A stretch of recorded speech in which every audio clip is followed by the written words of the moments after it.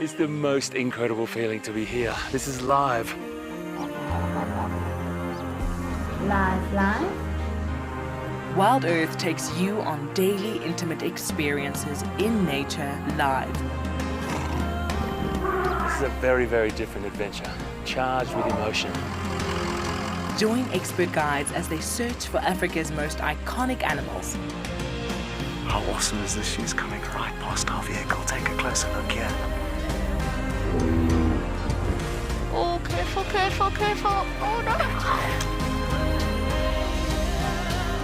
Ask your host questions and have them answered in real time.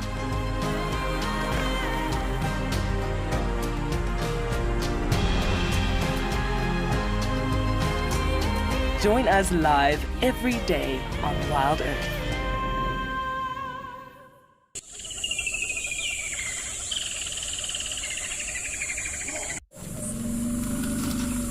This program features live coverage of an African safari and may include animal kills and carcasses. Viewer discretion is advised. Jumbo, and a very good afternoon once again. It's another wonderful afternoon that we're here, and we have some beautiful zebra to start this afternoon. And welcome to your afternoon live safari.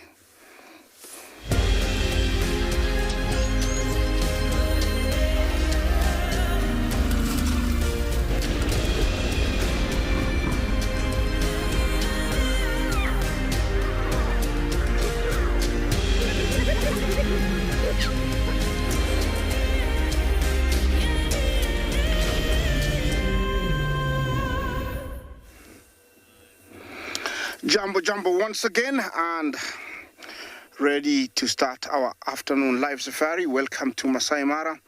We are at Mara Triangle this afternoon, and to start with, we have these beautiful dazzles of zebra dotted everywhere along the Ololololo Syria escarpment. That is the view that I have. What a wonderful way to start with that view. And this afternoon, remember to talk to us on #WildEarth. Well, very good afternoon. My name is Isaac, and on camera I have Bungay. This afternoon we're set to look out for lions all around and everything else that will come our way. Remember to talk to us on #WildEarth. Also, you can send in your kids' question at WildEarth TV. And also at FC. This afternoon we expect some rain, and already it is raining behind me. I had to drive very fast to get away from it, but I think I haven't gotten away yet until it stops. We have a lot of zebra here, as you can see, and looks like they're having fun with their tails wagging. Tells me they're very comfortable, and they're taking a break. Maybe it's a much needed break from all the eating and moving this morning, so it's a good time for them to rest. These are bachel zebra, and majority of them are part of the migrating herds that come to us during this time of the year. Rosaline, Jumbo, how loud are the zebra calls? Well, if you're very close to them, they can be very loud. I cannot do zebra. It sounds like a dog, and very close, actually to a dog from a distance, it sounds like barking, something like that. But it depends if you're close or not. But it can be loud, not deafening, enough loud.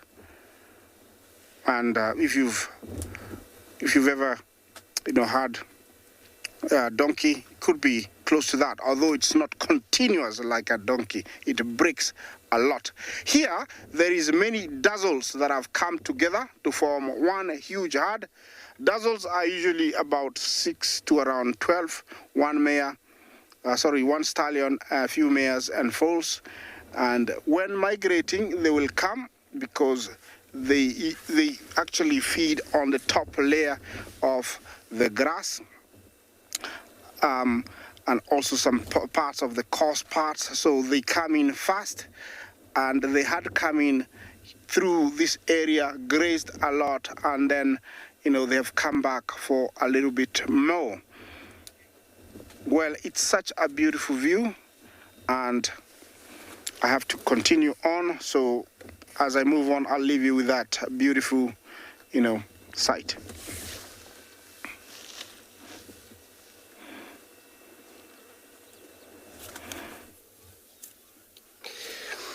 Good afternoon, everybody. Welcome to Djuma Private Game Reserve, to your live safari from the African wilderness in here in Sabi Lowveld, looking at the beautiful lion's eye flowers. And my name is Andrew. On camera this afternoon, I have a Theo. He summed up such a beautiful flower that we're looking at right there. So we talk about lions, and of the plants actually named after some of the animal we have in this area. Looking at the bright, beautiful, kind of a yellow, slightly reddish taking place in that plant. And it's an amazing plant, which is only opened when it's the sunrise. You see beauty of this plant, but then sunset, it's actually folded up again, so you won't even recognize its color or anything. So that's so important. When you shine around at night, you all pick up reflection from this plant. So it reminds you of the lion's eye. Most guides, trackers, these are the one actually able to compare this brightness of the reflection from that plant and the lion's, similar looking, especially if you don't know what you're looking for, what you're looking for at night. More possibly shining on the ground, stop your guide or something reflection back there, then you find there's a plant. But yeah, you know, most of the time, you know, the only this time of year where there's pretty much flowering flower like this.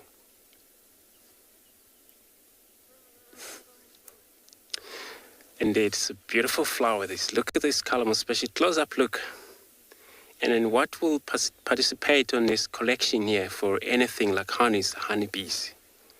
You know, those honeybees, they would go investigate a lot of different flowers that occurred around here. Could be yellow flower, red flowers, and all they do is just collect all of these little powder they got, put them in their back legs and fly back to their nest again. But there are so unique kind of flower when you look at just the color from the distance.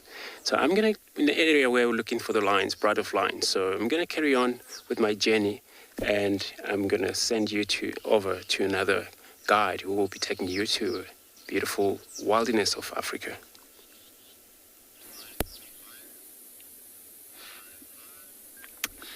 Good afternoon and welcome to andBeyond Ngala, where this afternoon we're looking at a elephant bull that's just cooled himself down. If you have a look, you can see he's quite dark in color, and that's because of the water. Now myself, I'm Yapi, and behind the camera we have Owen. And it is a very, very, very hot day here on Ngala, so we've decided to park off in the shade away from the elephants and watch and see what they do. Now there were 3 others here earlier, and they've just moved off in the same direction that this elephant is moving off. Have a look at the dry sand underneath that elephant's feet. You can see he's actually completely covered in mud. And he's just casually strolling off on a very, very hot day like this. When we come to the large watering holes, we often find that the elephant bulls in the heat of the day come to cool themselves down.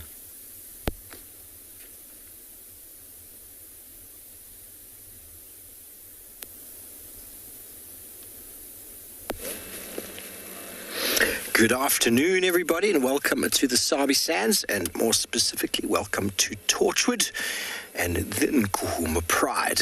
Now, we haven't been able to get them on the show for you since yesterday, but a few days before that, it's been some time since the Djumas have been on the property. And, well, we're very excited to have them around. This morning, we managed to track them down, which was really, really cool. and they are looking quite hungry. Hello everybody, my name is Steve, joined by Morgan and Cameron. As always, very excited to have you with us. So spending time with lions this time of day can be a little bit slow, as you see. They are basically going to spend the next, few hours just chilling in the shade.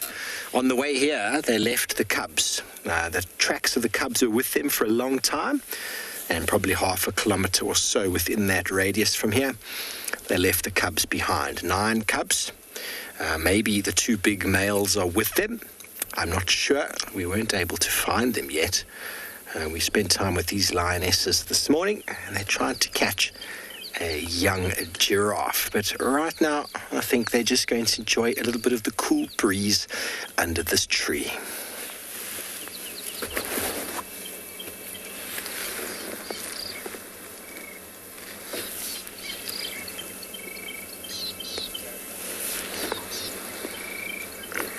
A puddle of lions in the shade of a magnificent marula tree. This is a splendid example. And one of the reasons, and it is a female as well, so we could expect lots of marulas to be popping out soon, falling on the heads of the lions in the coming months, but not quite yet. Just look at these guys. Girls. They're really squishing up together, legs on top, legs in amongst each other. It's a real Christmas bed, everybody.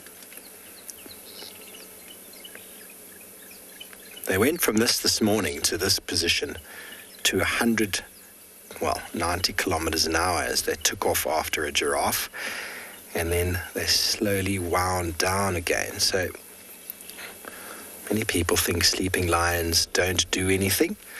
Well, if there's nothing to be done, they won't do anything. But if something comes their way, they will gladly hunt in the heat of the day. It just depends on the effort required.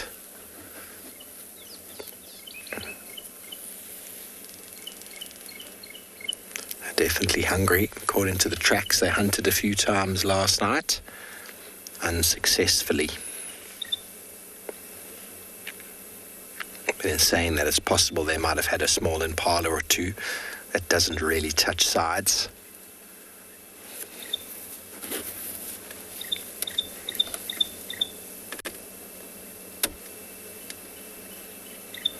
Yeah, a little nediki calling there.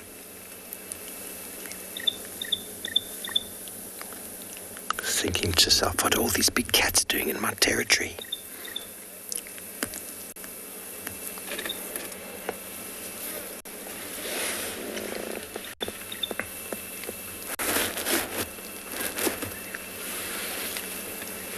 Hello everybody and welcome back.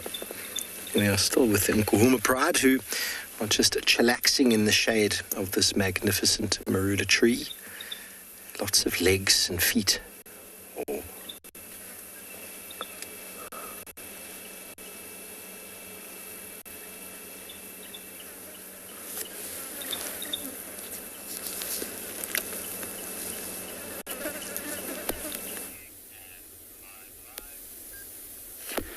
So our elephants have moved off, but in the water we've noticed that there's quite a couple of hippos.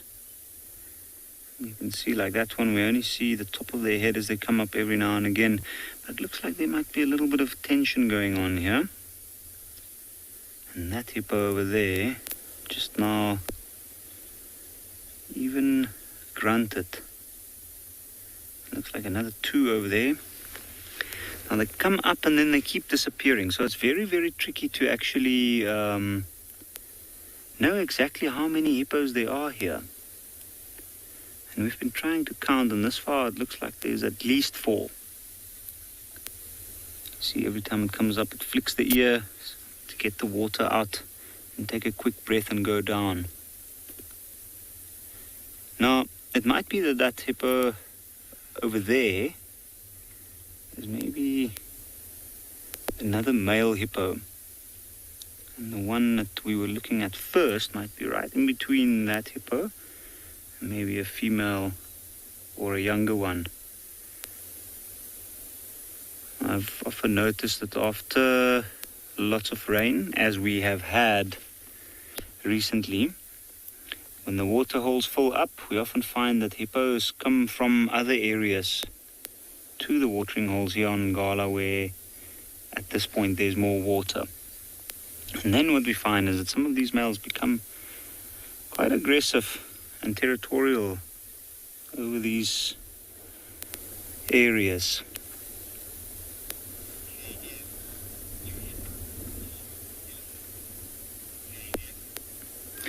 KF, what a good question. Do hippos have issues with elephants? Personally, I don't really know, but what I have seen is that they do tend to get quite nervous when large herds of elephants come down towards the water, especially very, very hot days in the summer months in the low veld. The elephants often come late afternoon in large groups, and they come and they wade all the way into the water where they go for a swim. And when that happens, I often find that the hippos move straight towards the central part of the watering hole where they all huddle together, and they kind of wait until the elephant disturbance, if you like, moves off. So I guess they do actually have a little bit of issues with elephants. I saw, it looks like there were two younger ones there with that one, so I'm pretty sure that that is a female, or at least two females and their offspring. And we have that big male that is near them as well. And he's just keeping the other guy off on the one side of the watering hole.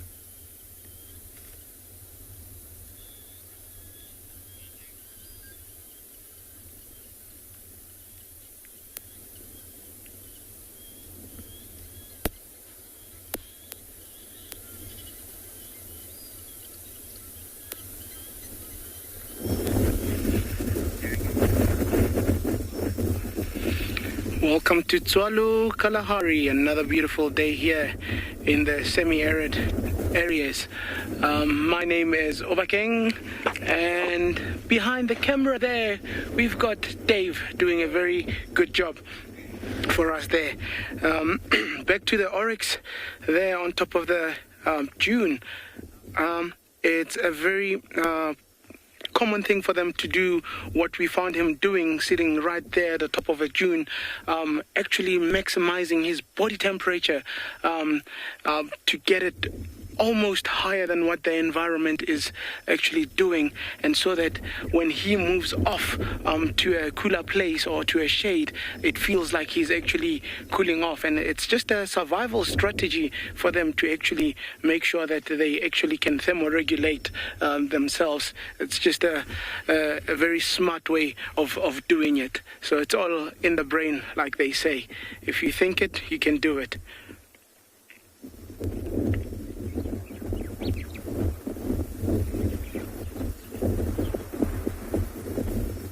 Slowly coming down now. Also in the same direction that they are heading, we're hoping to find some cheetahs, and let's see how successful that will be. Fingers crossed.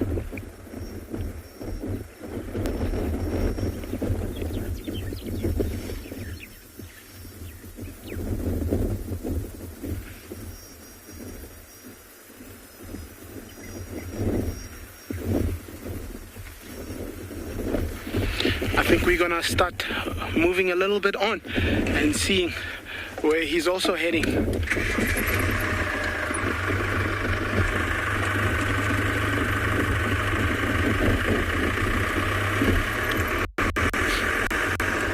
While we move on, I'm gonna be sending you off to another beautiful area in Africa. Beautiful.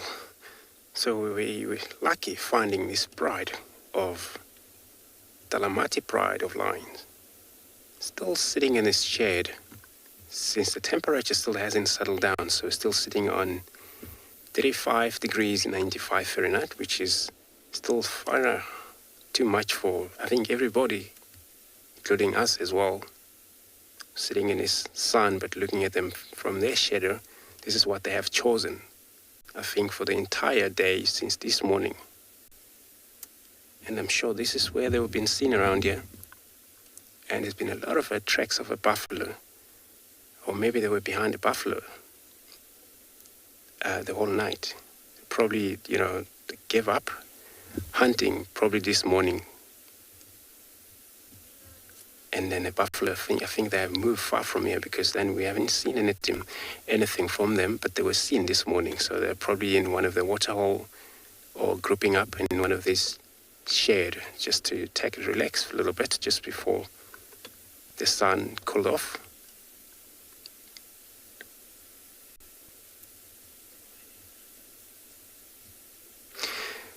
Pam, good afternoon. Welcome to your lovely show for this afternoon. So you want to know which bride it's? So this is it's called Dalamati Pride. So Dalamati Pride, it's named after Shangani name, which means plenty of water. And they moving in and out from this southern and the northern boundary. And they move to Manyeleti Kruger National Park sometimes. And this is usually where they stay around. But, this is far they can get to Djuma, Torchwood area. And you see how now they have pushed too much in this area.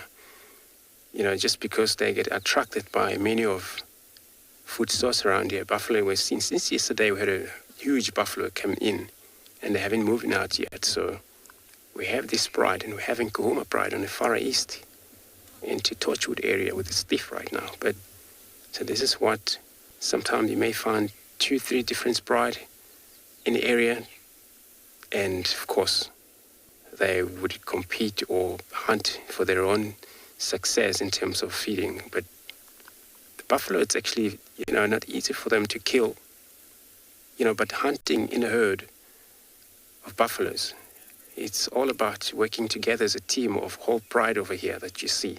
So everyone had a way or experience to be able to communicate as they hunt. Eventually those left behind will be taking these buffaloes. This is what they do, especially when they hunt buffalo, because it's not easy prey. Buffalo, they usually fight back lions, usually kill lions sometimes, if it happens. So that they don't actually look like they're eating anything last night for me. Their tummy is quite flat. There's no painting quite a lot here, which means when they get mobile again, they'll be probably looking forward much to a hunt again. Then it could be anything: impalas, zebras, wildebeest, kudus. Those would be much on the menu for them. There's quite a few numbers here. They need at least sustainable meal for them to be able to eat while they group up.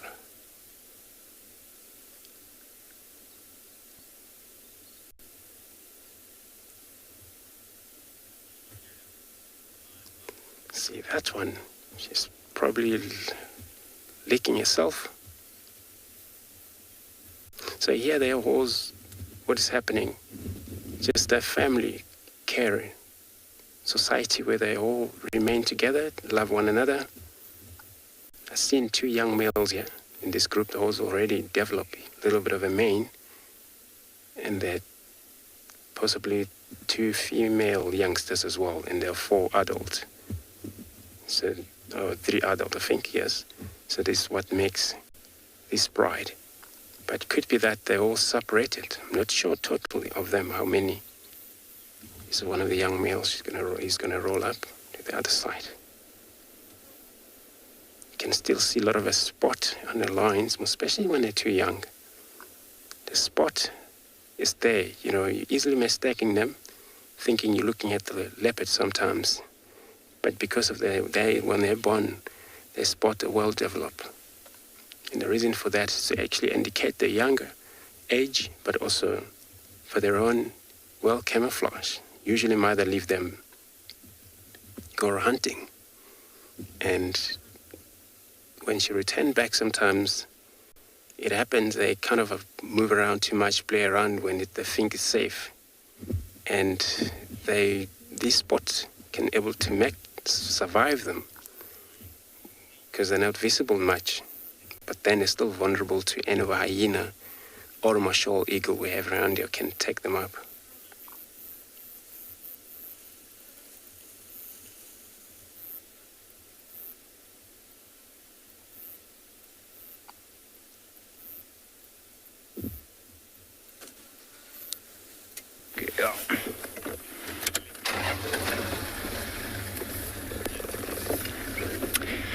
Welcome back. So we've just run into two of those elephant bulls that we saw at the watering hole earlier.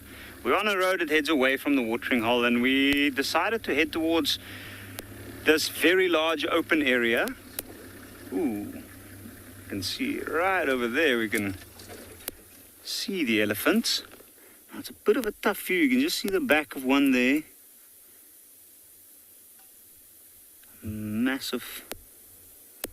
Massive creatures. Actually standing out above these shrubs around us, but they do blend in very, very well. I mean, at first glance, if you had to take a quick look, you'd probably not even notice that there's an elephant there. You can see there's some marula trees there in the back. I'm pretty sure that tree casts quite a large shadow. And these elephants might actually move over towards that side. So, they've done exactly what an elephant bull, or at least what I would expect an elephant bull to be doing at this point. They've just moved away from the water where it's open and no shade, and they've moved down into the valley below the watering hole to slow down and feed. But I think we're going to leave them here, and we're going to continue along. There is a very large clearing in this area, and at the moment I'm pretty sure that there'll be some general game around in that area, maybe giraffe, zebra or wildebeest, and if not, then probably some impala. Now I know that area is characterized by some very, there is a nice view. Last view of this elephant, but I think he might be moving off.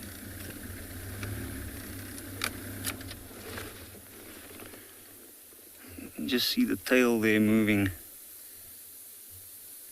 See, now he's standing dead still.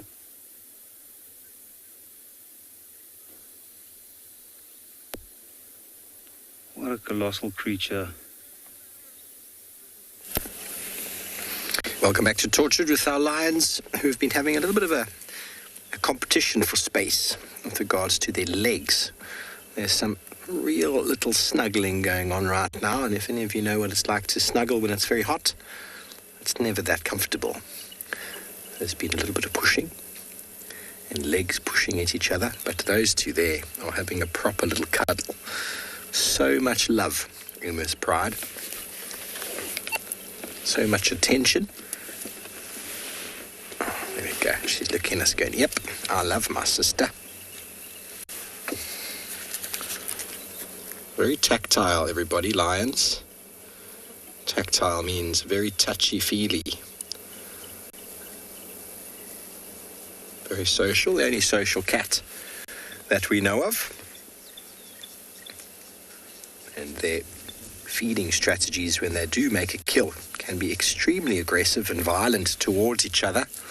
And then afterwards, you'll often find them reaffirming those bonds through grooming, known as allo grooming, cleaning each other, telling each other they're sorry, I just got caught up in the moment.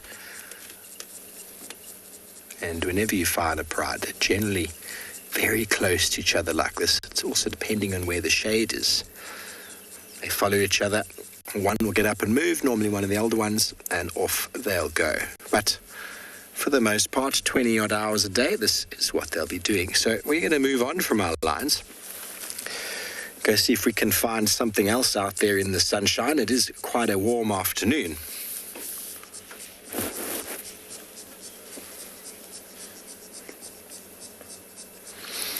floating Impala, you want to know if lions show more aggression when mating. Well, what do you mean? Compared to what?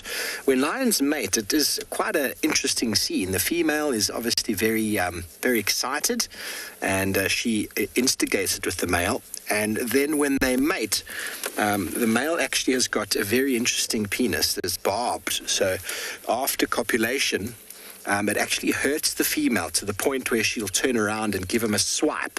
And it can look very, very aggressive. There's generally a bit of biting that goes on. They are lions, after all, everybody, and everything they do is generally a little bit more rough and tough than most other animals.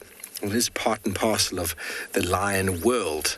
I don't think they mean to be aggressive. They just have that outward appearance, and when they show their teeth, they look quite aggressive straight away. And of course, with the male biting the neck and the female giving him a swipe, he learns to get out of the way very quickly. So mating lions is a process. It's normally a 3-4 day affair. And when you spend time with them, it can often result in some wonderful, wonderful images. The sounds are really, really cool. And normally a little bit more exciting and far more aggressive than them lying here in the shade, just like this. So a mating pair of lions is exciting because every 15 minutes or so, maybe 7 minutes, depending on where it is in the cycle, they will mate. And so there's movement, there's activity, and there's sounds. So we're going to move on from these lions and go down towards Chitwa, see if we can find anything there.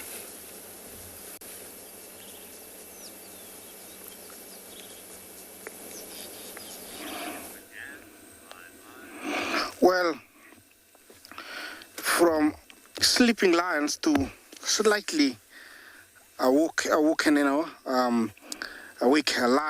lionesses, these are the owinos, and that is a good sign. Did I say it too soon? I don't know.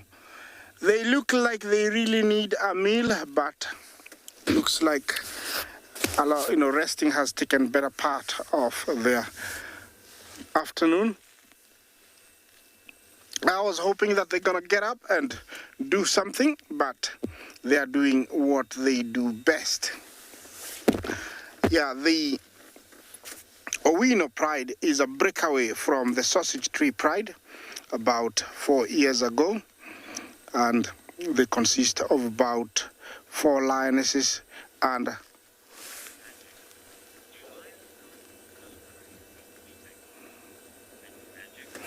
Mint Magic Jumbo. Do lions still smell prey while sleeping? Of course, if the wind is blowing directly towards them, they will pick that up quite easily. They'll pick up that, there is something, and they will head there as soon as they smell it. Yes, they do smell even when sleeping if the wind is in their direction. There is a few animals around here, might look very empty, so it's just a matter of these guys picking that, there are some animals and they will go. And I think this one lone lioness has picked up that there is some zebra behind there, and there is very good cover everywhere. So I'm hoping that they're going to make some dinner this afternoon. They need to eat almost every about 7 days in desperate conditions, but they rarely wait until that time. They have to accumulate a bit of fat. If there is something, they'll eat every day, each and every day. Lions in general are facing serious threats everywhere, I would say globally. Here in the Mara, they are slightly protected, but we still are losing a lot of lions. One main thing is the human-wildlife conflict and also poaching. It is not prevalent, but it does happen. So although we do show you lions every other day, this is an animal that is facing extinction if the trade continues. Otherwise, our prides here in the Mara are doing really well. we expect to see lots of cubbies quite soon because many lionesses have been mating, and so it's about time that we start seeing cubs. From last month that we have new cubs. This month I'm sure we will have cubs, and in the next coming days I'm sure we will be seeing quite a good number of cubs because I'm missing a lot of lionesses.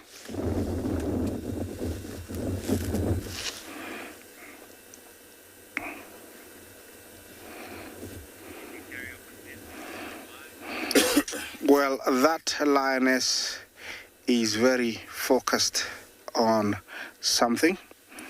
I'm hoping she's gonna go. As I was saying, I expect to start seeing more and more cubs in the next coming weeks because I'm missing a lot of lionesses and most of them were pregnant. We already know that the River Pride have got about 7 cubs. We've lost them. We know that Bahati's mother has got Bahati, and then her sisters have got, some cubs. Bahati's mother, we haven't seen them for quite a bit, so I expect to see more cubs. And it's about time they come out because when the wildebeest and zebra are gone, it's going to be harder for them to leave them in one, specific hidden point all the time. So they will have to move them every other day, and it's going to be perfect for us to see them. That looks like the mother of these two, this one young lioness who's almost 3 years. Look at that.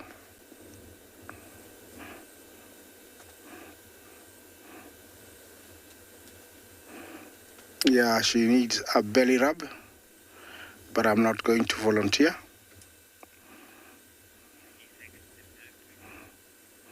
Well, when resting, I think lions know how to do it. Look at that foreleg. Look at the muscle.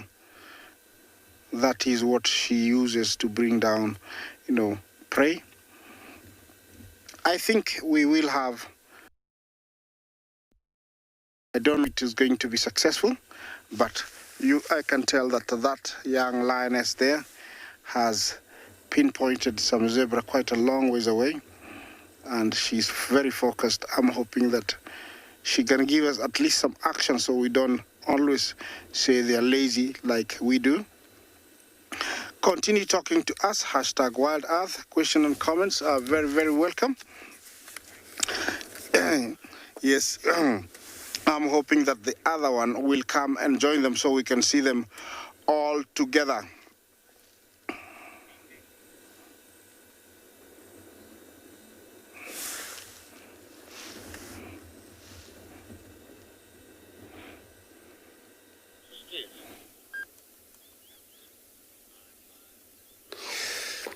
Good luck, Isaac. Here there's not much change, but there's another young female. She came join, so it looks like they were well spread around here. And then this is how they think they are being thinking of able to join later when it's cooler. This is when everybody feel cooler breeze take place. And then all the heat is going to be blown off by the wind.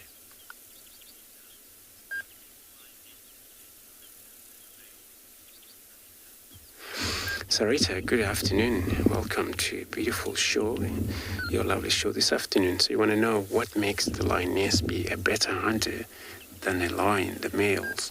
So one thing, females, they have a lot of energy than the males. Where males, they have, but they can't keep up for that energy for long. So they give up quite quickly. But also the female, somehow that energy they keep up with them, it's all about a lot of, think back to their young one. When they have a young one, they got to make sure they got to hunt, make sure their young one able to eat, more especially when these young ones don't drink milk, if they have a youngest age of probably a year old or anything. And that they need to keep up on their hunting skills, pushing too much on effort even during the day, you see those lions that will be pushing too much on hunt. So the males cannot do that sometimes. They are slightly loss of control when it comes to heat, even at night. You find male lion, they may sleep for much longer than a female do. So yeah, there's something to do about getting a little one to feed on them, but also they're a lot full of energy, the females. When the males hunt, they have a lot of power. Two males can bring full buffalo down, grown buffalo down. But it's so that, they're not actually in this kind of technique. They don't have a lot of effort than a female do. So this female, they'll be lying in this shadow here. I'm going to stay put.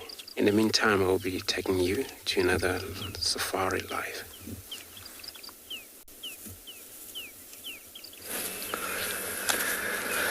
Welcome everybody. We have found the Queen of Djuma herself, Thandi Cat. I do believe it is Thandi.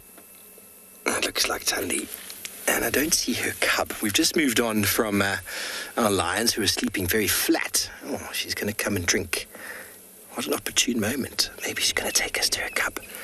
I was quite surprised, Andrew saying his lions are starting to move. And now here our female leopard is starting to move. We're on an area in Tortured called... Oh, the bird just made a jump. Did you see that? Oh, I think the Cape turtle dove got as much of a fright as she did. Oh, beautiful girl. What are you doing walking over the rocks? We've had to pull ourselves up onto the rocks ourselves here due to the fact that in the depression we didn't have any signal. So let's... I don't know if we're going to be able to follow her there. We're going to do our best. We can stay here for a moment. It looks like she's going to go down the other side. If she goes into that drainage, we could probably follow her, but we probably will not be able to broadcast. But we will try. The inquisitive tail, a life of its own. Please tell me you all saw her jump.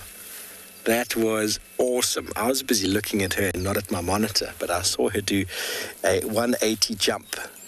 Makes me feel like I'm on the slopes in France doing 180s on my snowboard. That was the technique. How awesome. Okay, well, are you hungry, Thandi? I'm so surprised to see her moving in this heat on the rocks. I can tell you, everybody, it's warm. For her to be moving in this heat, she was just lying up here in the shade next to a little puddle of water. And it's why I was on my way to go check one of the other watering holes, because when it's hot like this, you can expect to find animals near water. It makes sense. Near their favorite watering holes.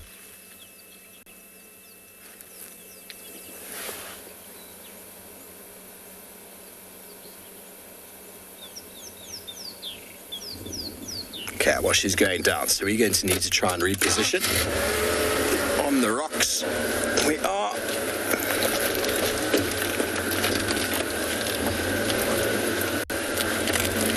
Wonderful granite outcrop.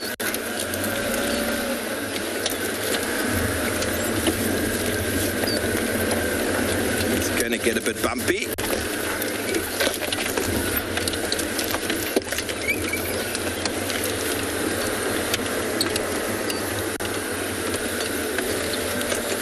Just need to update the gentleman who's coming to join me. Oh, no, she's still there. She's found herself a little shady spot. There you go, there. There we go, Morgan, is that all right? That'll do for now.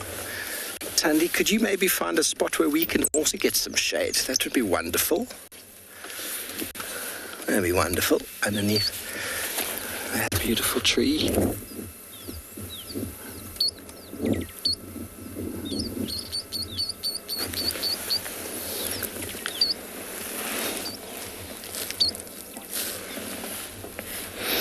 Zed, I'm not certain how much. It must be a few litres at a time. Just to quench themselves. They don't drink constantly.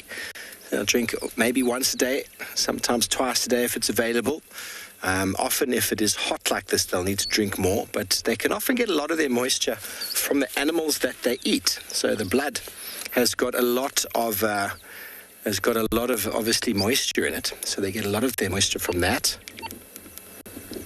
But I'm not sure exactly how much they would drink at a time. Obviously males more than females, but sometimes you can see them drinking and it goes on for a very long period of time. Their tongue lapping it up. If you watch it in slow motion, it actually creates this sort of vortex effect of the water going in and underneath the tongue and into the back of the mouth. It is really very strange to see the design. It doesn't look very efficient, but it actually is quite an efficient way of drinking. But she must be hungry for her to be as attentive as she is right now. So alert. But we're going to try to stay with her for as long as we can and see what she gets up to.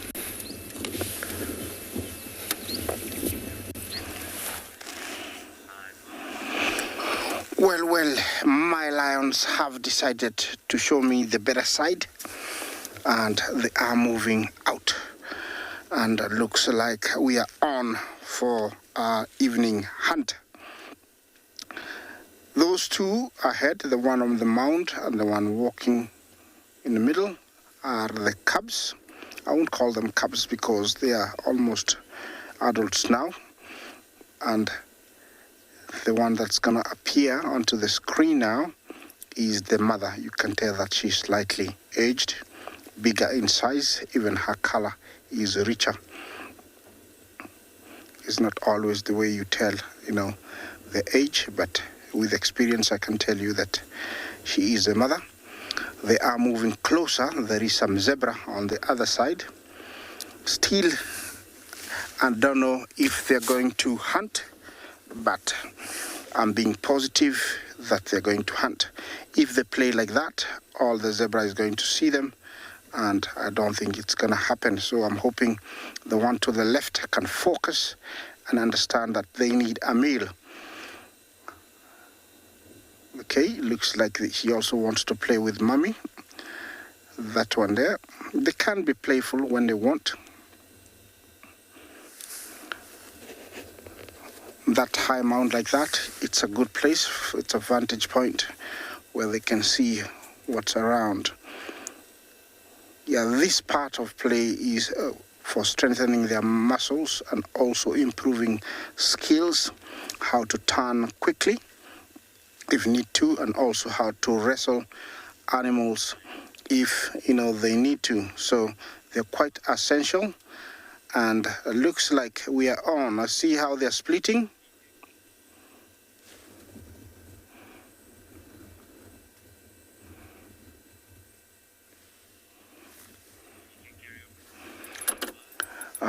The way they're splitting over there is a very good strategy because they cover a much bigger area, and so in case an animal runs either way, they have covered that area and it's easy to get it.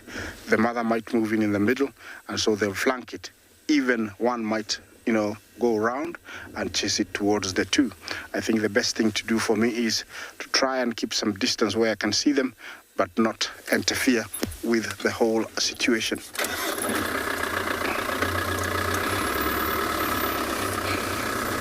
It's always exciting, but I've learned to be patient until the last minute because, they're not as successful as thought. In every 100% chances they try, they're only successful about 70%. So it's not guaranteed, but where the area we are in is perfect because there is enough cover, there is a lot of shrub and termite mounds, and the zebra are busy grazing. So I don't know if this is our another hunt that we might see. Let's see. And sometimes it happens very quickly, and sometimes it takes a very, very long time, even an hour or so. So hopefully it happens, quite quickly. I'm going to try and find a spot here where I can see both and also a place where I can see the distance between prey and predator, so it can give me an idea of how long it's going to take before they're on top of the prey. I've lost them somewhere here, the two young cubbies. Over there, I see one, and the other one is over there. Okay. They're over there, Bungi. I think this is a perfect distance for us to keep. You see them over there? Yeah. So I'm going to stay at this distance.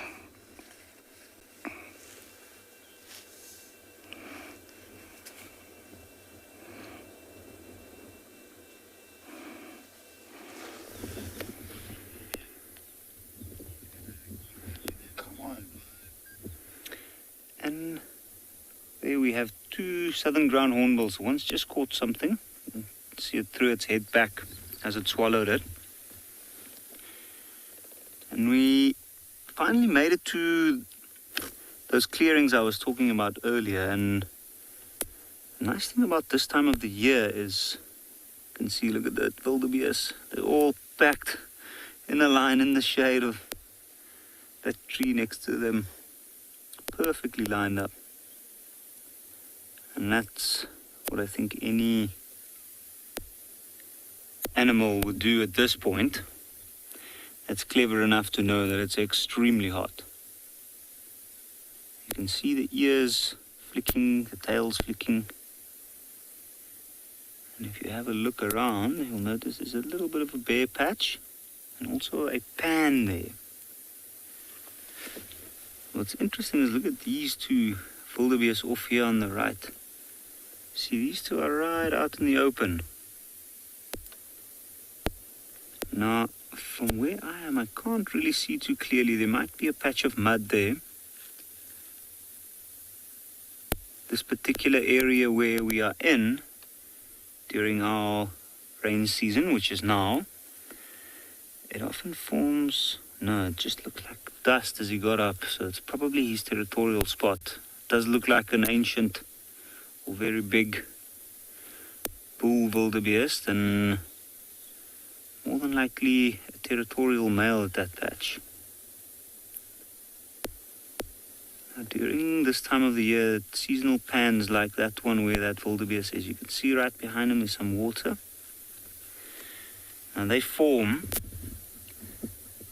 and they usually start out something small, just a track in some very wet mud, becomes dammed up, and then as animals from smaller animals start using that water all the way through to larger animals, eventually animals like these wildebeest and even elephants, rhinoceros, buffalo, and they eventually turn out to become quite a large pan.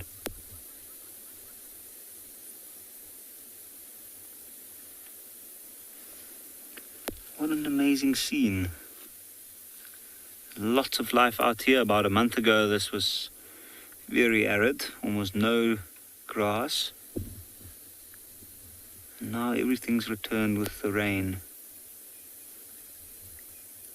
And we were talking about that male wildebeest keeping his territory earlier. Now that looks to me like it might be a herd, which means that there will be some females. You can see a younger one in the foreground. Oh no, actually not. Sorry.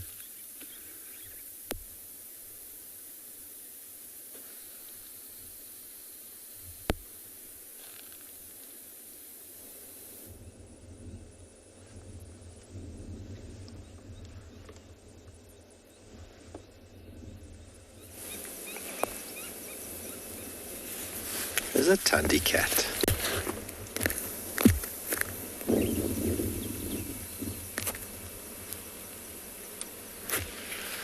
She's seen something, Brer, that we haven't seen, eh?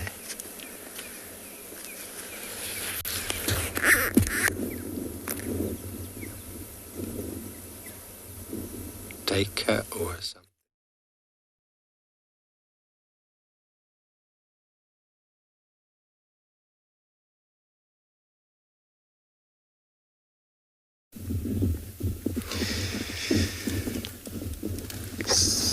Sorry about that. This line now, they are very much, one actually just get mobile slightly away, just only one that never move from this very pride. I think this is all about bathroom. And it's so clever that they clean animals. Every time when they take a rest, make sure when they have to defecate, even urinate, they have to walk aside, urinate or defecate and come back clean, back to the pride again. I can tell you for sure their poop is so smelly, so you wouldn't like that too. And they probably don't like it as well, their own poop. So she will return back to this very pride once she's done. Or he looks like one of the young males in this pride, so I'm gonna stay put here. I'm gonna be sending you over another Safari Live.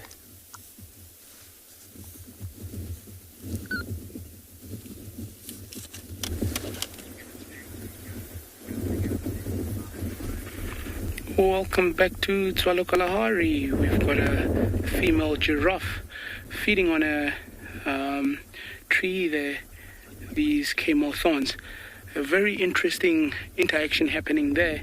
You'll see the giraffes feeding on these thorny trees.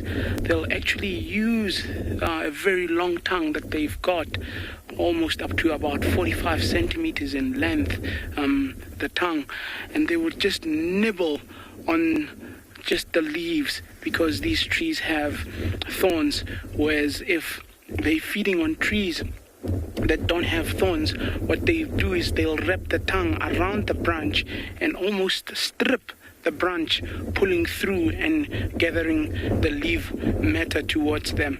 But what is interesting now that is happening is if you take note of how everything would work between the giraffe and the tree. I'll focus more on the tree for now. Is the communication that happens with trees, and a lot of people would be surprised when I say communication that happens with trees. Now, ever wondered why some trees would have thorns and some trees wouldn't have thorns? It's mainly to protect themselves, but also entangled with that, there's a bit of a communication skill happening there, where trees without thorns would have to produce a lot of tannin on the leaves or in the leaf content, making themselves bitter and avoiding to be fed on. And with the trees with the thorns, because they've got the thorns, they don't have to produce as much tannin, and hence these browsers would prefer such trees with thorns rather than the trees without thorns. It's because of that. And also the tannin helps these trees communicate, because it's a very light chemical that is carried by wind. So what will happen is the tannin content will be blown from one tree to the next tree, and the next tree, without even having been bothered, would also start producing that tannin, and that's how they communicate, and that's how they would actually make sure they survive. It's a very interesting thing for them.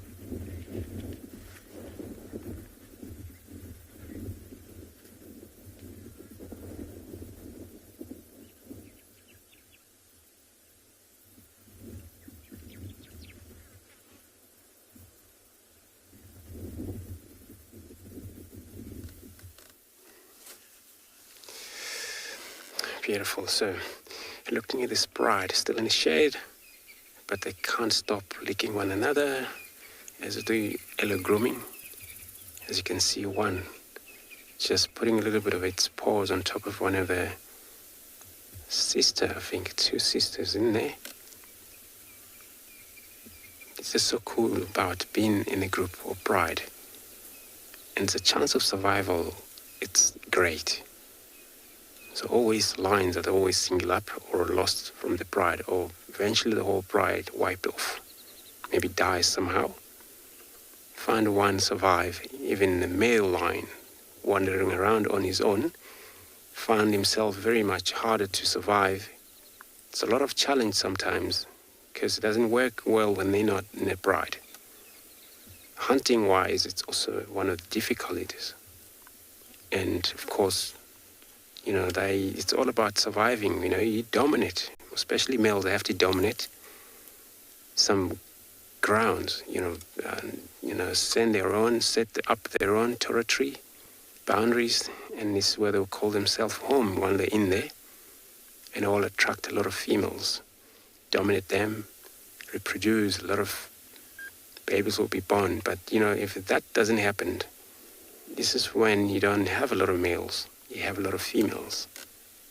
And reproduction won't going to happen because then these animals don't really interbreed. The young one we see over here, these two young males, it will come at a time where they will be separate from this very bride. And they will eventually going to be looking very much to dominate their own ground somewhere else. But for that, it's so much of a risk for a nomadic male to arrive in the area where it's high risk of big male lions and trying to claim their own ground from there. Results of maybe getting killed or injured. But if there is no other strong males dominating that area, it's easy for them to get in. But that's always a result of a lot of maybe offspring will be killed if there isn't a young one within these pride that they're around in that area. Once new males arrive, started to set their own territory within the area, they were definitely going to have to dominate some female. Those females they're going to dominate in that area. It's so important that they don't have cubs, somebody else male's cubs, because then they're going to have to kill them to able to restart their own future with these females, reproduced, making sure they actually germinated their own gene pools within the area. So that's one of the challenge on the male lions or any other lions. Female also is never easy for her to run around on her own, and then she always has to be up, check around for safety, even when she kill, feed, but not comfortable like they're in a pride, where they will able to look out, but each one will take its turn to look for a safety. They're still vulnerable to other unknown lions, especially when they have this kind of like and a young one over here. If any other male come in here, claim this area where I've walked, they have to move out, for example, and then it's going to be a lot of a mess. It's going to be a lot of a killing. Then, yeah, it's a lot of kind of a politics in this kind of animals, if you want to think of it.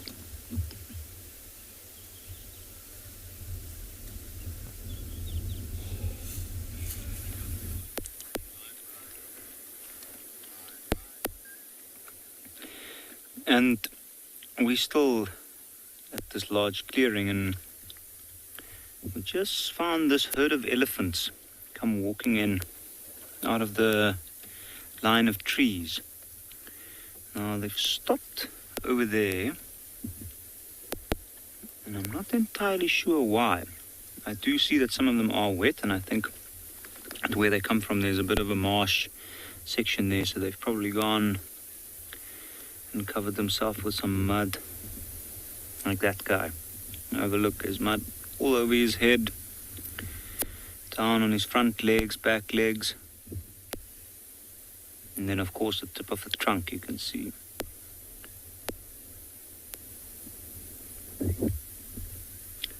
He's slowly moving away from the rest of the herd, and I think it's because he might be heading over towards more water.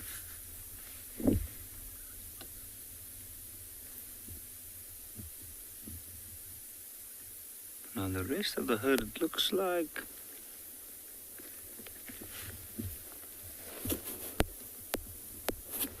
and that's why. See now that where he came from there was a bit of mud there on the ground.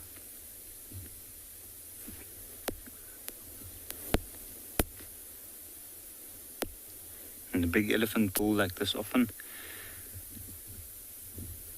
You do get to see him walk straight across a large clearing like this. When you encounter some other animals along the way, you might try and push them out of the way or make them move off.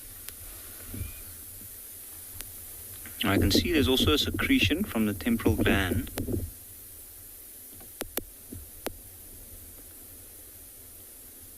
But I don't think this elephant is in muths. So I think that might just be something brought on by the stress because of the heat.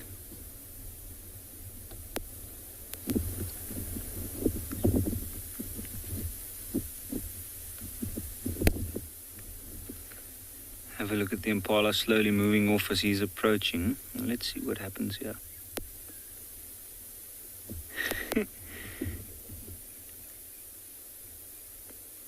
Ooh, he's found something good to eat. You can see he's trying to wrap his trunk around it.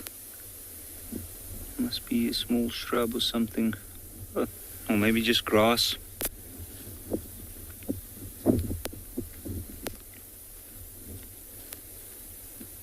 As we can see, it's green all around and lots of grass around.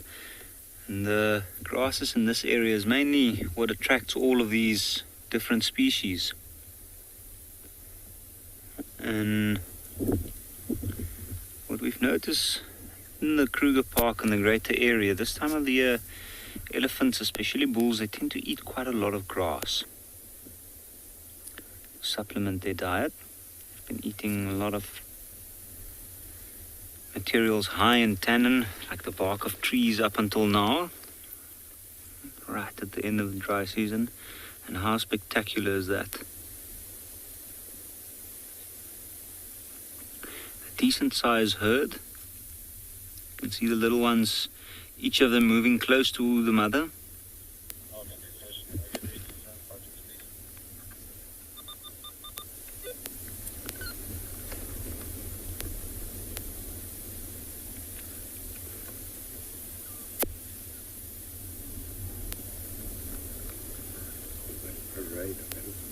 Yeah. This is unbelievable. Ooh, look at the little ones trying to catch up with mom.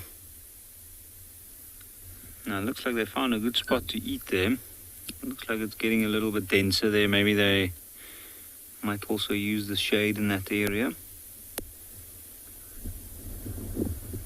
And that clump of trees.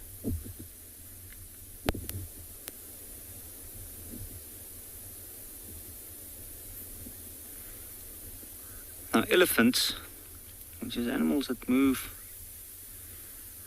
quite long distances to get to water and good areas with food. KF, good question. How fast do elephants run? They look a little bit odd when they run. It looks like they're walking really fast. But they can go up to about 40 kilometers if they really they go full out. Anything from 25 to about 40 kilometers per hour, which is relatively fast. In fact, faster than we are. And you wouldn't think so if you look at an elephant straight up and you think this very large animal, the movements are quite slow. If you look at that elephant there, look at the movement of the tail, the trunk.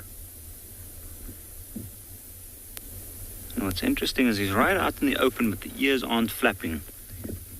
Now, I don't know if you are able to see this on the camera, but there's quite a steady breeze blowing here. And with that mud on that elephant, mud must still be quite cool. I think this breeze is helping him to cool down at this stage.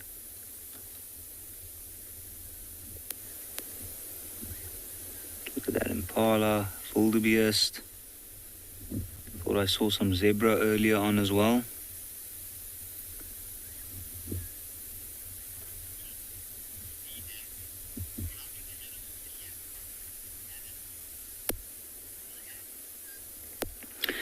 Sinek, how do the animals here cope with the tannins? Oh, I think it's a very difficult question to answer straight up. I don't think all of them cope in the same way. In fact, most of them I'm not even sure how they would do that. I know that elephants, they seem to deal with tannins quite well, and that might just be because of their size. They've also got a pretty poor digestive system, so most of what they eat actually goes straight through their system. Other animals like the wildebeest, the Impala, giraffe on occasions, they are ruminants. And animals like the wildebeest, they strictly eat grass. The grass is not as high in tannins as some of the trees might be. So the tannins in their diet isn't nearly as high as it would be, say, for a giraffe, for instance. It mostly browses or feeds on the leaves. Giraffes can also tolerate high levels of tannin, and generally speaking, the trees kind of raise the tannins while they're being fed on. And you'll often find that they just feed for a little while and then move off. But this time of the year, with a lot of trees blooming and new leaves growing, they do pump them full of tannins to protect them from the herbivores. It's essentially attacking them at a large scale at this time.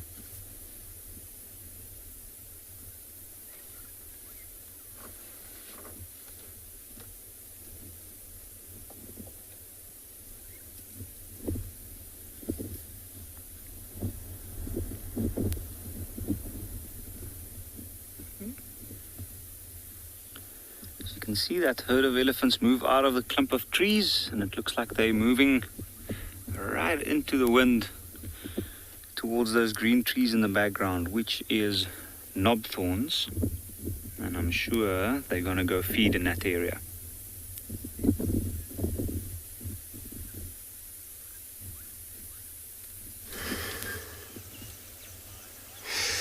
Thanks, Yapi. So, well, our line is still in the shade over here. So I don't think it's going to be any movement in this kind of like light. Still kind of warm for them. And then they're probably going to decide to move when it's cooler, which I don't think is going to be happening soon. So I'm sure we're going to be shortly leaving them and probably looking around for something else around this waterhole. And hopefully we come across some elephant swimming or a herd of buffalo drinking, or yes, exciting things out there. And then we're probably going to check with them later on, or whoever would be joining in this site here. They will keep us updated what these lines do. They would probably change shade quite often because shade moves since the sun is actually going down slightly. And that female is just doing the same as the other one was doing.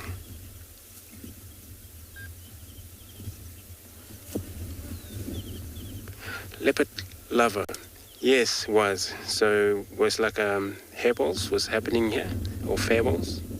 Usually do that when they are. Sometimes they can sneeze, sometimes they can do a fairball. Leopard also can do that. Pretty much lines. And I saw some of her sneezing in the background, so it's probably one of that female that she moved off from here. She do her own business. She'll return back to this very pride again and take it easy until it's cool off. So yeah, these that don't really mind about the tannin, they don't eat actually plants, but they are meat eater, relying on something's got a blood. But, you know, wild is playing its role, which is, of course, green is take place beautifully for these animals to be very well healthy for these animals as a lion to hunt at them. So that's what's pretty much happening. So I'm not sure if when they move from here they're going to head south or they're going to move back north again. But it will happen sometimes since they're too pride not far apart. They'll probably bump on one another. If that happened, then it won't going to be any fight. Each bride will lead its own group somewhere else. So yeah, I'm going to leave this bride here, move on and try to look for something else for you to show. And while we're doing that, I'm going to be sending you to another live safari.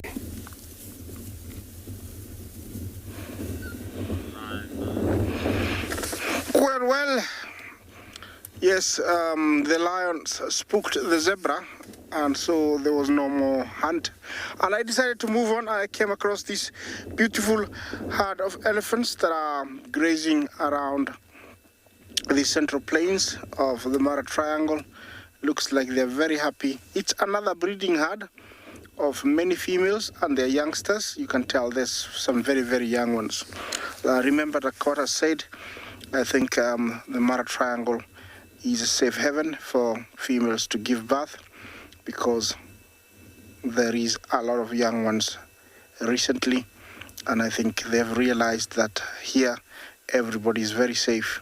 There is enough food, there is enough water, and so it's a nice place to give birth, and that's why we're seeing lots and lots of young ones everywhere. Big rain coming. I'm sure they're going to love that.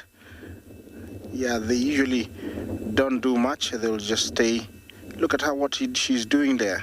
Did you see that? She pushed some of the bushes up so that she could get, to the bottom grass that is very rich. This is why I love elephants. They're very smart, and they know if they need to get something that's hidden, those tasks come in very handy.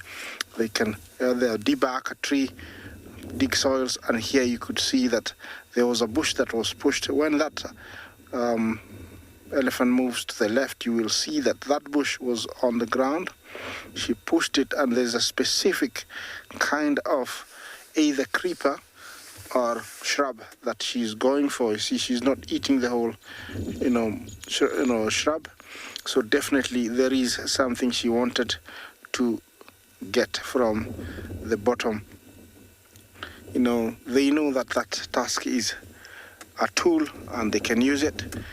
Well, that is the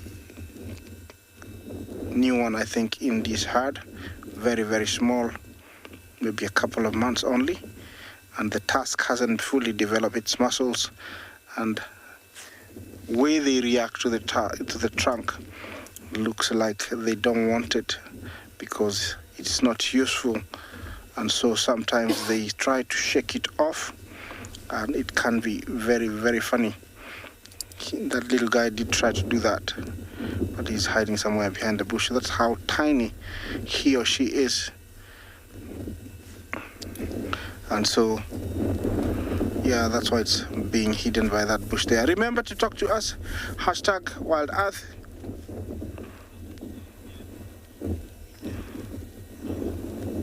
Amot, Jumbo, you want to find out, how much do elephants walk every day? It differs from one area to the other.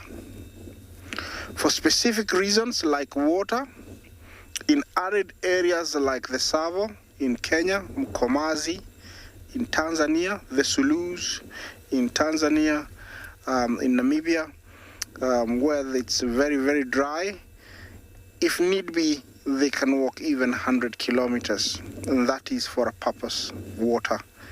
Here in the Mara, there's no need to walk very far. Elephants can walk only about 3 to 4 kilometers in a night. There is water everywhere.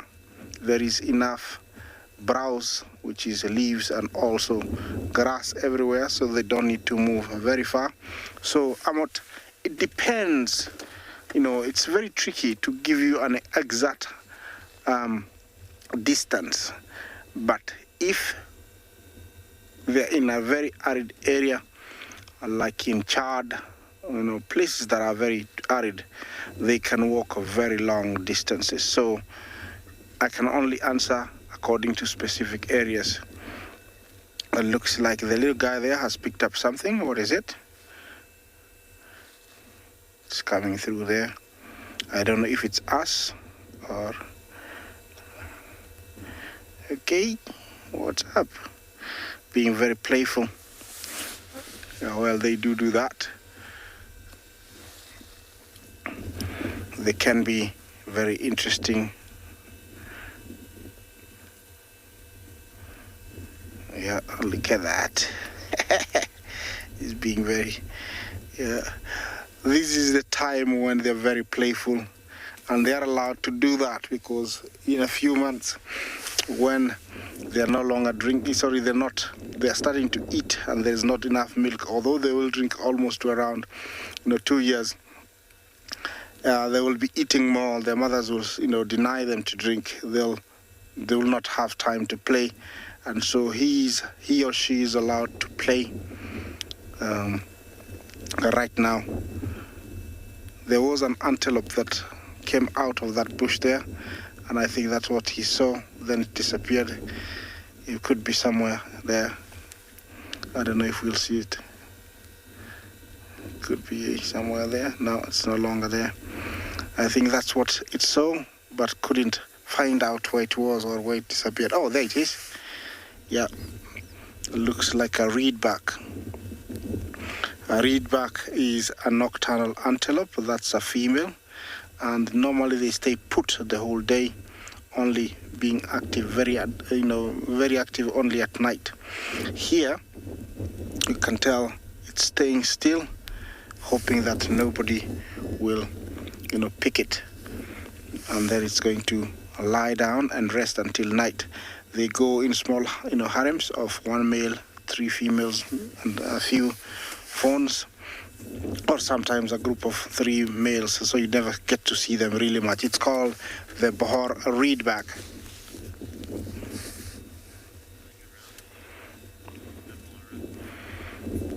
Tamara Jumbo, what are those birds flying around the elephants? Well, let's zoom in and take a look. I didn't notice that. That was a white-browed cuckoo that flew there. And let me see those ones there. Is that the one? Well, definitely, I think they were swallows. And they look quite big. So,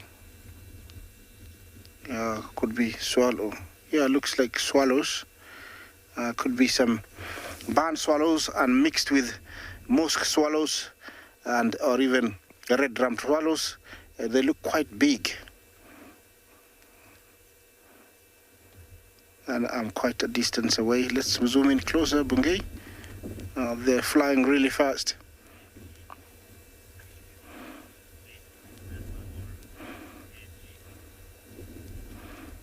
Yeah, looks like, they're flying really fast.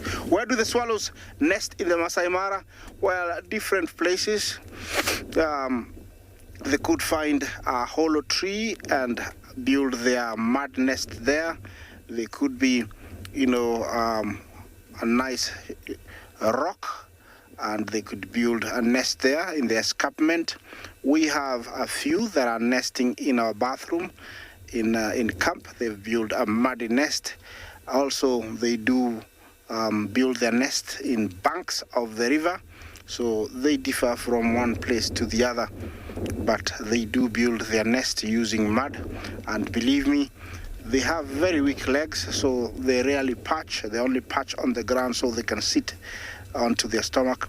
And so everything they build, like the mud, they will collect it by sitting down, but the material they use to line inside the nest is collected, while flying. They'll go to where there's a wild wind that is spiraling all kind of debris. They'll open their mouths and then pick up either feathers and such things to come and line inside of the nest, because they cannot perch to pick up, certain materials. So they do nest in different places here in the Mara. Yes, looks like a different kind of swallows. You can see we have. Well, these are very beautiful sight. I'm loving it, but looks like I might try and beat this rain. It's coming towards me. hopefully I can dodge it. While I do that, enjoy that view.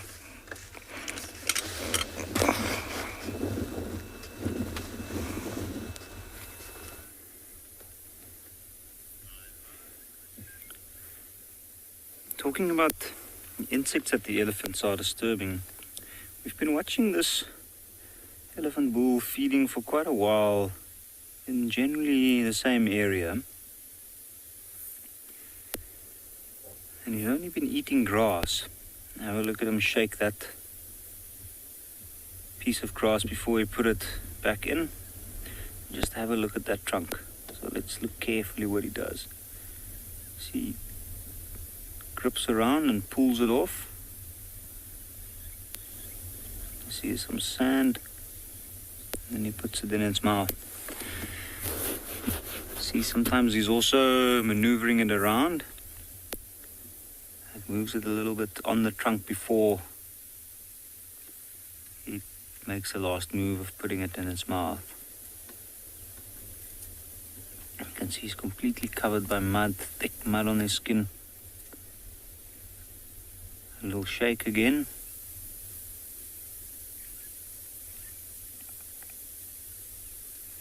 And have a look, he's so focused on feeding. He's looking straight down. Not doing anything else at this stage.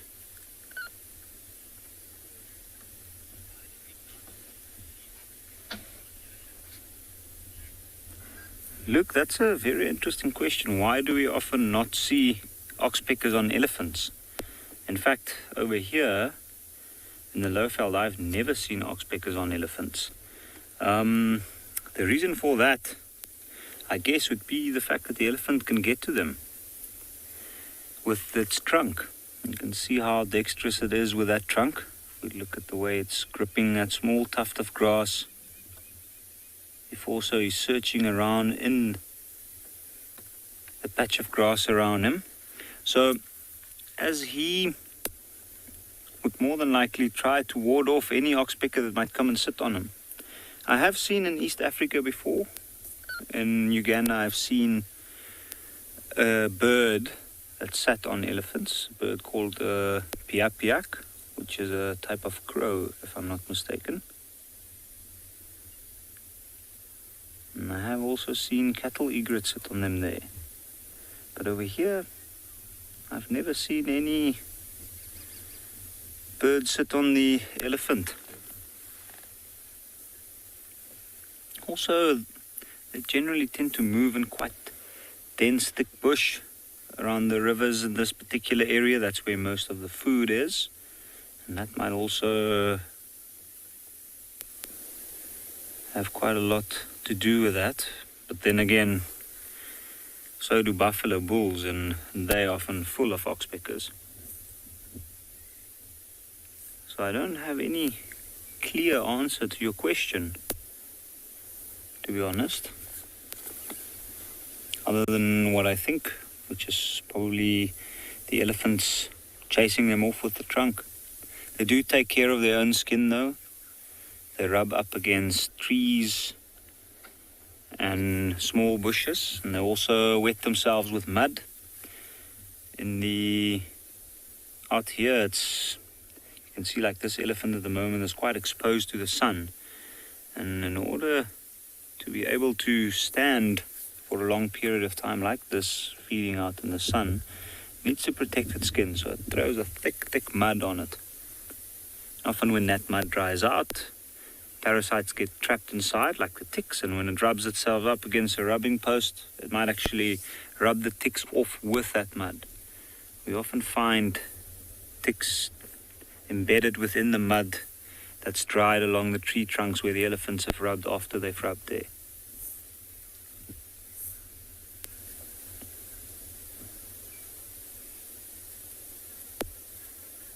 It's amazing, that jaw has not stopped moving for at least the past 30 minutes odd.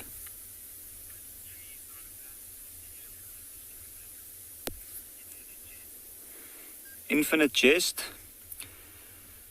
Most trees do not grow back after elephants have destroyed them.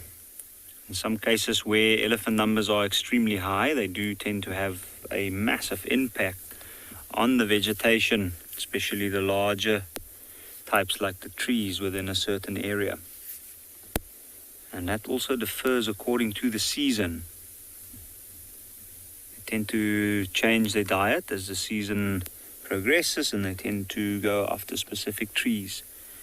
And unfortunately, when they debark them, essentially that's the beginning of the end for a big tree.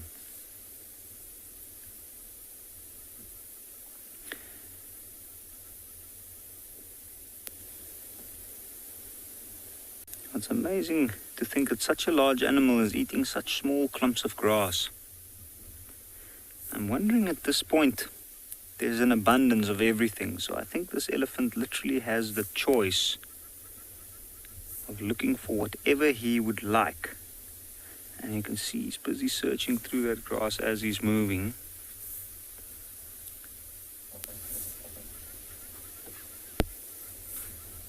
Looking for something very specific.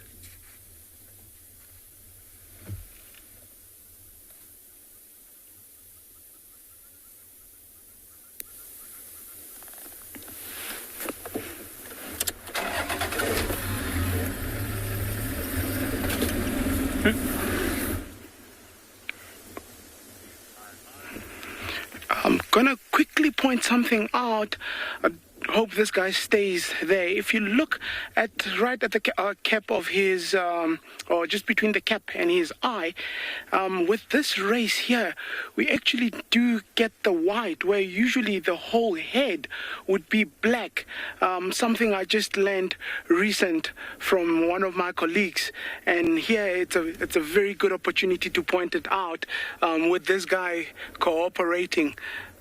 If he turns to the side, you can also see it very, very clear. There we go. A bird of prey that would go for insects and so on, and half the time they would actually also hang them in these thorny trees. First drops of rain. Beautiful. Beautiful, beautiful. Just what the Kalahari needs. Quench the thirst.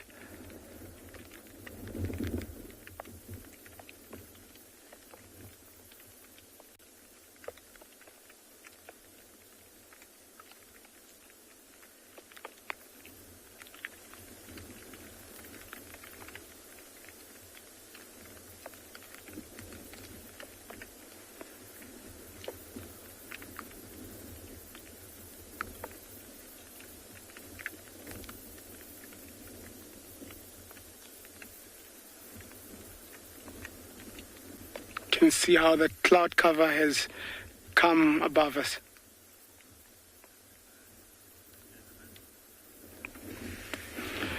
There's Elizabeth, a very, very beautiful bird, and very common with the shrikes to have such colorations with the black and the white.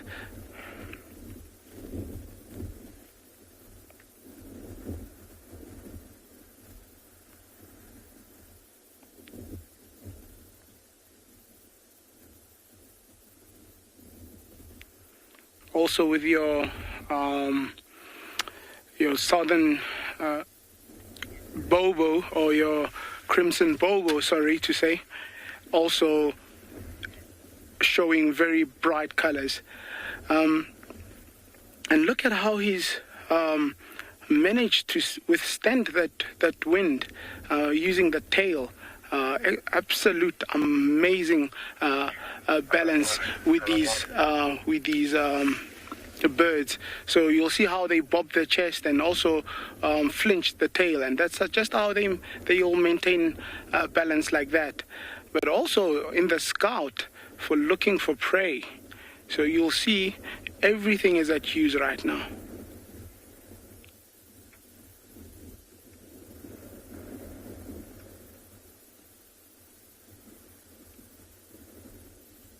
I mean, too much wind can blow them off also when they fly, so they will try avoid flying too much when it's as windy as what it is at current. Weather is busy pulling in.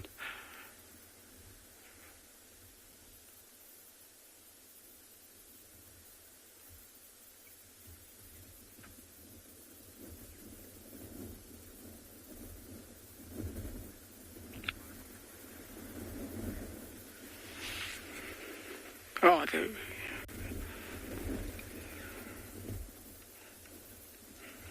oh, we've lost them there. Alrighty, we're going to be moving on there.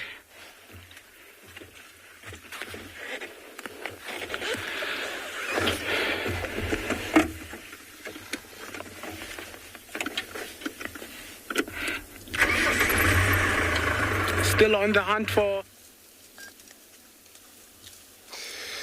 Beautiful. So we have left our lion bride lying flat there, and not far, maybe 3 kilometers away, is a herd of buffaloes, but they seems to be moving opposite direction from that side. So now they're moving slightly northwest, and it looks like it's a big herd here. I just done a little bit of off-roading just to get a clear look at them, as they're all trying to surround us completely. Look at the males, females are mixed as normal. This is how form group of breeding herd. In this area, sometimes when the nutritions take place, like greenery, as you can see right now, they all tend to give birth quite a lot. So a lot of them there. They're beautiful with the rising, the background of the sky.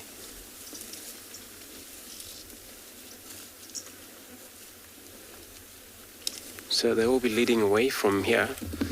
Possibly they will cross the border, northern border, which is, look at this, cows, females, they're young one. And one of the male there. Look at this helmet head on his male, so beautiful. Like balded up. Remember, female, they have normal horn, just like a normal cows that we have at home.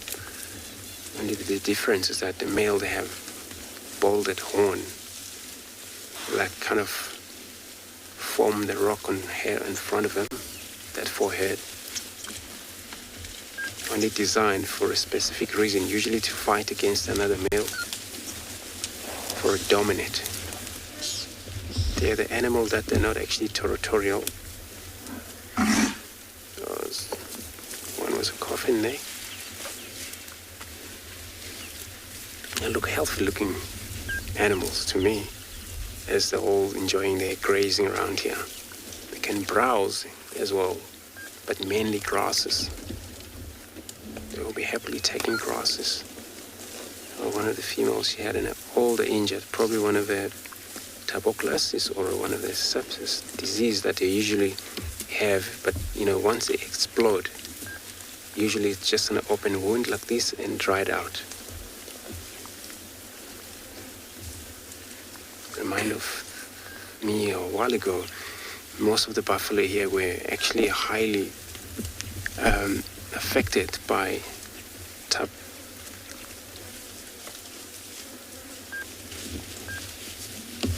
Amok, good afternoon, welcome to your show. You want to know how big is a buffalo get?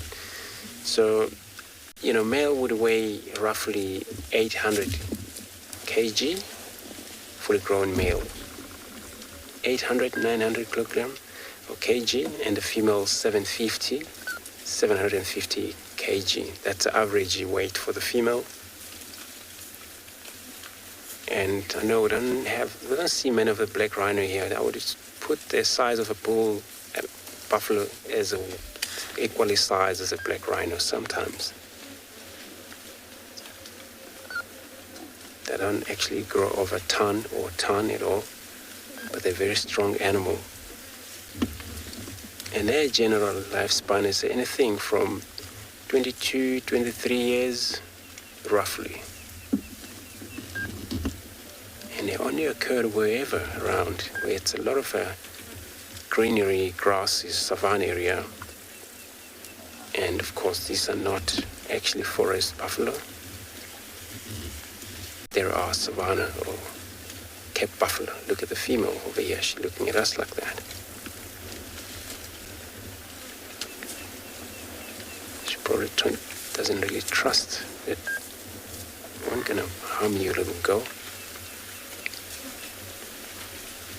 There's a lot of them to come right behind her, so she's still okay with that. They all form group, but they're individual behavior sometimes. And I'm gonna leave them, continue on my search, hopefully for anything else. In the meantime, I'll be then taking you to another live safari. Another beautiful find there. We've got some of the wild colony of meerkats. You can see how inquisitive these fellas are, unlike our more habituated ones. Just at the mouth of their barrow system there, and just gazing at us, wondering what we are and what we are about. Are we a threat? Are we not a threat? A whole lot of things going through their heads there. Very, very inquisitive of our presence.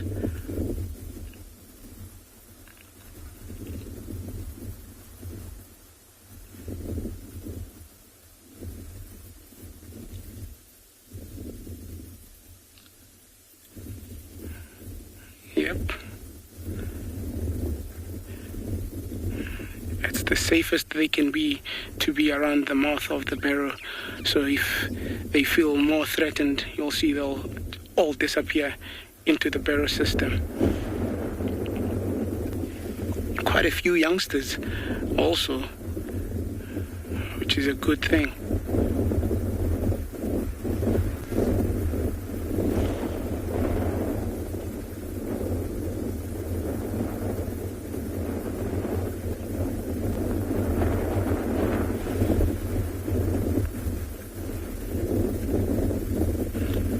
Also keep looking up as the weather also starts coming in. Look at that.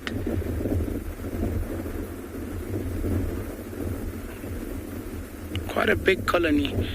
One of the bigger ones that I've seen.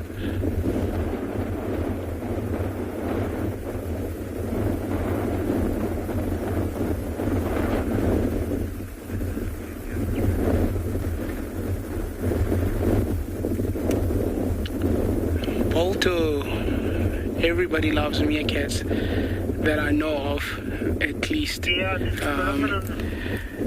It's always a touchy topic when it comes to meerkats. Everybody has that soft spot for them. I think it's maybe because of the behavior that we've developed such a soft spot for these animals, and also their rarity, not being everywhere or not being found everywhere, is also what makes them so special to our hearts. I've at least counted about 14 of them as they ran towards the barrow there.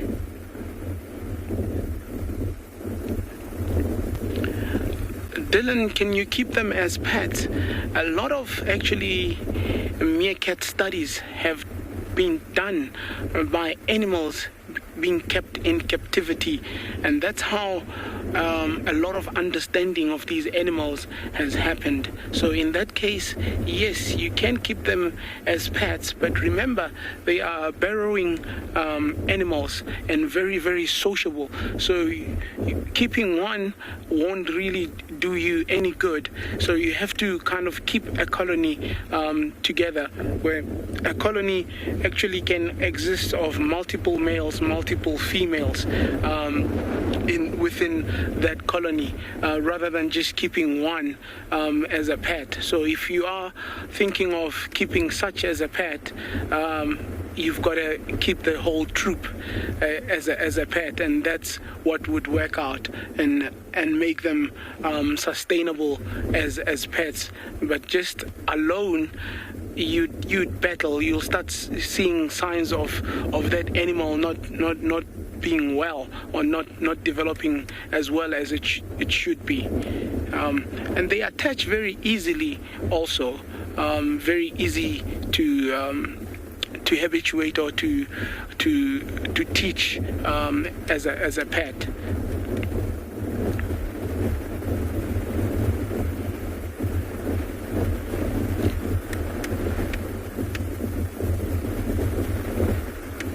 Safety all around, looking everywhere. Starting to realize that we're not a threat. More and more of them are starting to come out. See how they bob their head towards us.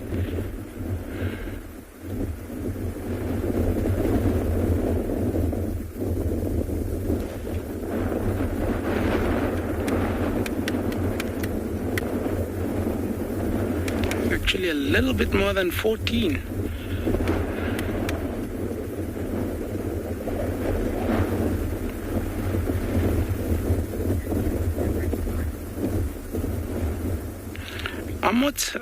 You're looking at just over, I would say 30 centimeters standing height. If you take the tail also included, it would be slightly longer than that. I'm not sure what the tail on its own would be. I can try find out for you exactly how long the tail and the body would be for the meerkat. So all in all, I would say take it to about 50-55 centimeters, including the tail, but just the body would be about 30-40 centimeters in length. So you're looking at close to half a meter if you're looking at from tip to tip, head, including the tail. So the tail alone would be a rough estimate about 20 centimeters, 15 centimeters, and also a very important part of their body, because they would use that to actually support themselves when they stand, almost as a third leg. So the tail coming as a support structure from behind, and that's why they can stand as long as what they do.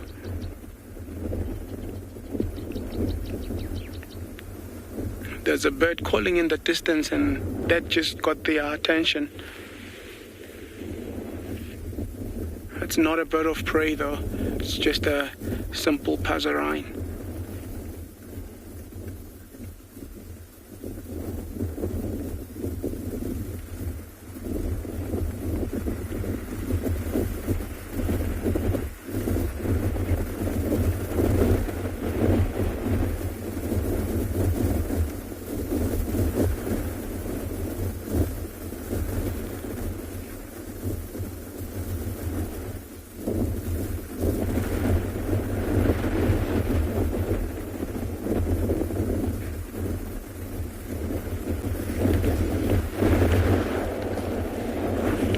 See how all the babies are in the barrow and the adults are looking out. Ferry, how old can meerkats get? I would relate back to the question I answered earlier about can they be kept as pets? In captivity, there's records of up to about 12 years. But obviously in the wild, they would not make it to that length of time, just because of things like predation from birds of prey, jackals, snakes, and so on. So in the wild, life expectancy is not the longest, but yes, in captivity there are records of up to 12 years, if not more.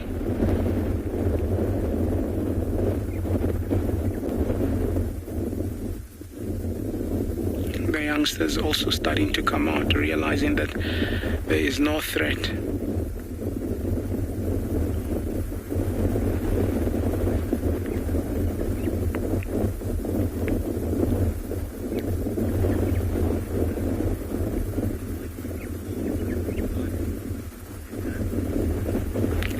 There would be a few of them guarding. You'd find on the outposts of the whole colony, they would all stand and take turns to look out.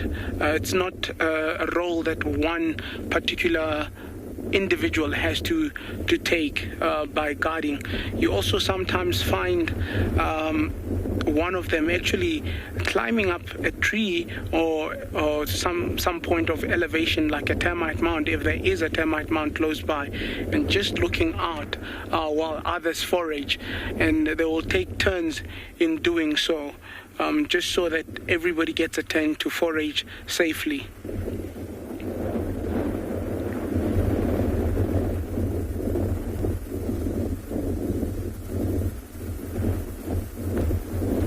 Very, very inquisitive, these guys.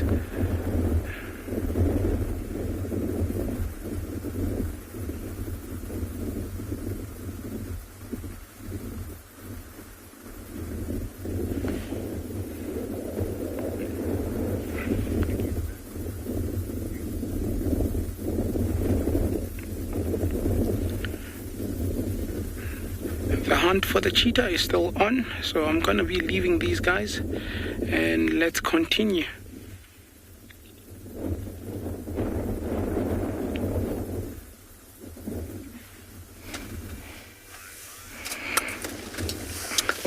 Yes, here we are, different area, and we have one of our birds of prey, the secretary bird. This is a bird that nests on trees, and looks like we will be having some chicks over there, because that is a nest where she or he is. Usually when there is an egg, one adult will look after the egg as much as possible until the other one comes, and then he goes out to feed, mainly feeding on small frogs, dung beetles, spiders, even snakes.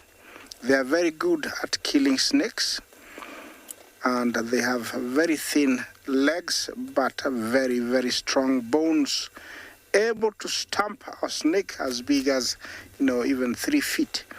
And naturally, they know that the head carries the poison, so they'll squash it. It is said that they normally cut it off. I've never seen that, but I've seen them crushing it, and then they swallow it whole. That is a tree that very few cats will climb, apart from a leopard, and I don't think it is able to get all the way to the top of that tree. And so it has been specifically selected because it is out of reach for many predators that would eat the chicks or the eggs. Yeah, the secretary bird is a bird that spends a lot of its time on the ground, only going up to the tree to sit on eggs. They pair for life, and their name derives from an Arabic word, segeta, which means hunter bird. Looks like she's interested with something back there. I don't know what it is, but many people have always said that, it's called a secretary bird because the head crest looks like Victorian times secretary's pen holder. You know how it used to look, and also looks like a secretary wearing short black pants, gray half coat, and some makeup on its face. And so it looks like a secretary, going to the office in the morning.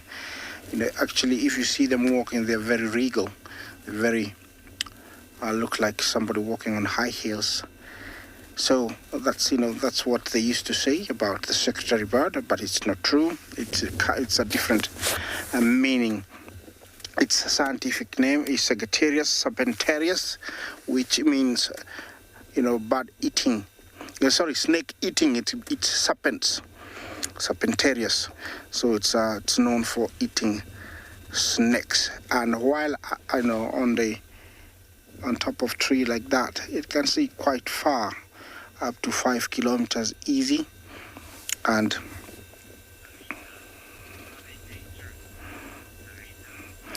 Sarita Jumbo yes, they're very dangerous. They can scratch you and, bite you. Oh, no, sorry, just joking. They are not dangerous, but if cornered, I'm sure, just like big bird of prey, they have claws and a beak that is able to tear you. So you don't corner one. To humans, you can never get close to one because they can fly, so they're not dangerous. But if another eagle tried to come and take, let's say, the chicks or the eggs, let's say like a martial eagle, they will defend themselves. So they are dangerous to those other birds. But to us, they are not. And I've never had an experience, where it's close to me, because they're always going to fly if you try to get close. Definitely, this is one of a pair, and it is here because there is an egg that is sitting on while the other one is away, feeding. That is a very heavy rain coming my way. I hope, I don't know how, I don't think I'm gonna hope here because it definitely is gonna hit me. So I'm gonna try and move farther up so I can close down, and hopefully there is something further up here. It's very beautiful even with the rain coming.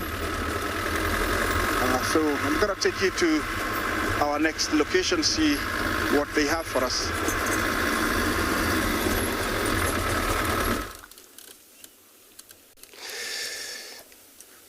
Good, thanks so much. And we thought we were gonna get out of this herd of buffalo, but we're just all off on the road. We just waited for them to be able to cross this road, but it looks like they're gonna go down into one of the waterhole, which makes me think of delay on my journey to leave them. So I'm probably gonna just later arrive into that waterhole the way they're heading into, just to see how they arrive. It's gonna be beautiful, I think, when all of them just all of a sudden take place in that dam. As you can see, so many of them here. All you see, all you heard, is they push one another a lot. You may hear a lot of sound.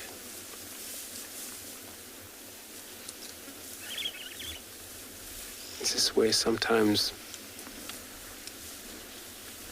it's all about trust when in a group like this, all work together.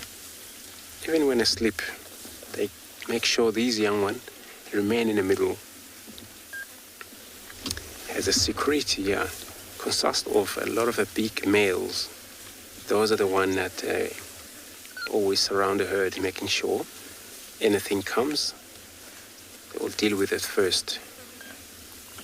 And it's much better, I might say, if I was a buffalo, to stick in a group where there's a lot of female, because there's a system where they help each other, pretty much. And if one get caught by lions, there's a chance the rest of them will run back to that area, as long as they can hear distress call, and they'll be able to come back and then help each other very well. See, they're right on the road. Beautiful, look at them march along the road. As I said, I don't have actually way out of here. It's a beautiful reflection. I mean, we actually facing the western side, where towards the light, but the background light provide a lot of beautiful shining at them. And I'm 100% sure they're gonna surround that water hole in front of us.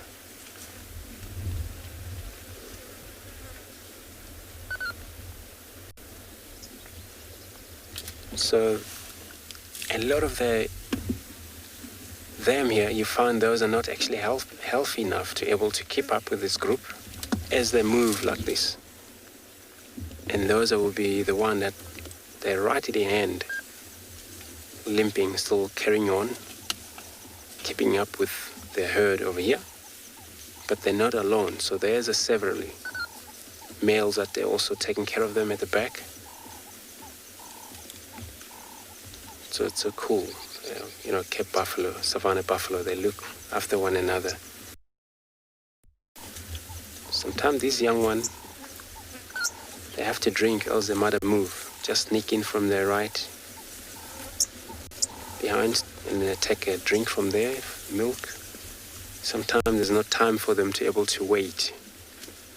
And once they delay to keep up with one another, then they will separate. Separate is going to happen when they get frightened and one run different direction. But if it's nothing like that happen, they will reunite here and then they will form this group. They do communicate. They move almost like cows. And even these young ones, they can sometimes make calls when they're lost. And it's amazing when the female give birth, where they're all just going to wait for that female to give birth, and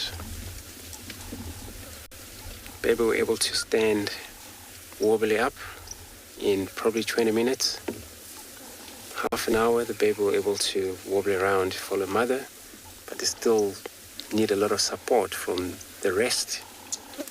So that female, she won't move immediately far distances.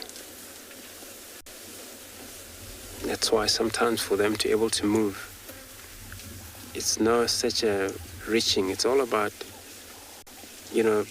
safety first. And then once there's a water around, they'll visit this couple of water around here. We talk about water station. It's quite a few where they're heading into. It's quite a plenty of water for them to be able to drink.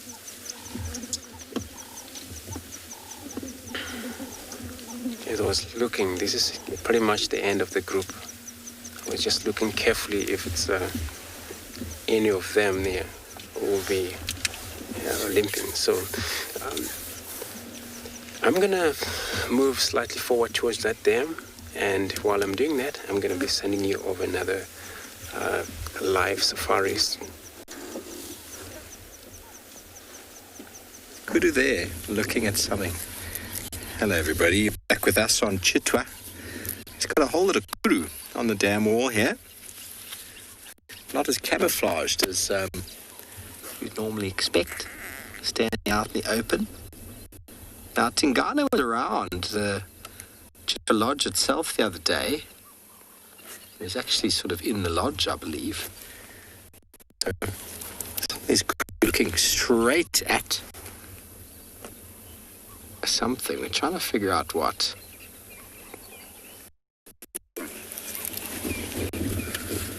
Wonderful scenes. Yeah, Mike.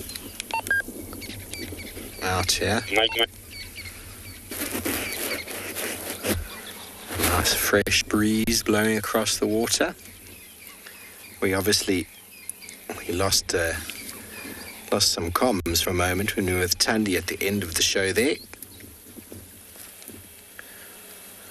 And we moved out of the area to make space for the other Djuma vehicles, but we would like to go back to the Lions later, but it seems like Torchwood is quite a busy place this afternoon on Kuhumas and Tandy, so it's possible we might not be able to get on there, but that's okay.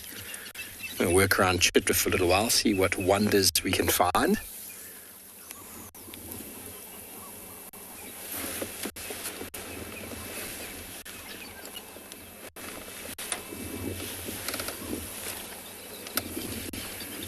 Reintroduce ourselves this afternoon, everybody. In case you didn't know who I was, my name is Steve, joined by Morgan on camera, and as always, very excited to have you with us. We're going to spend a bit of time here on Chitwa. Got some hippos just in the water over here doing their thing on their little island, the Croc Island, if you recall that scene with James and the Impala that was in Chitwa on that little island, and that croc came out of the water onto the island, and the Impala was, if those of you who weren't here, where that tree's standing, when the water level's low, there's actually an exposed island. And when Impala get chased by wild dog, they quite often jump into water and try and swim away. It's kind of like a fail-safe at go-to. Quite a few animals will do that. But the problem is in the water lurks all sorts of dangers as well. And so when James got here, he found a young Impala, sodden, obviously had swum, was on this island, and there was a crocodile lurking around the island. And what was amazing is that the crocodile actually came out onto the bank. But that is what triggered it all. The Impala decided, with its thin little chopstick-like legs, to dash into the water and try and make the 100-yard swim to the other bank. And the crocodile just eased itself off the island itself and just ploughed through the water. And, well, the crocodile won the race, and that Impala never re-emerged. It was quite an interesting tale to behold. It's probably 2 years ago already.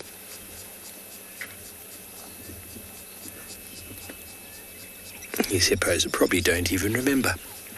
One of the hippos was in the area very close by and actually went to investigate and started diving towards where the crocodile had gone in with the Impala, but we never saw the crocodile or the Impala again. If you saw some pictures I posted last night on Instagram, very, very big teeth on these hippos. Very powerful. Got some images of the hippo in Treehouse Dam with his sticks stuck in his mouth. It's quite entertaining, in fact, to watch the behavior. You don't want to be on the wrong end of a hippo in the water. They move incredibly fast. We were talking about it over breakfast, actually, and we went back and had a look at a video of a hippo chasing a speedboat, probably in Okavango or something like that. And unbelievable how fast these things can move through the water. They might not look like it, but they can really motor when they want to.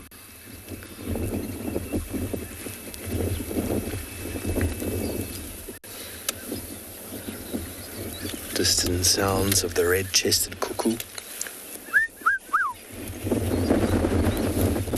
And the wind is now picking up. Coming from the north.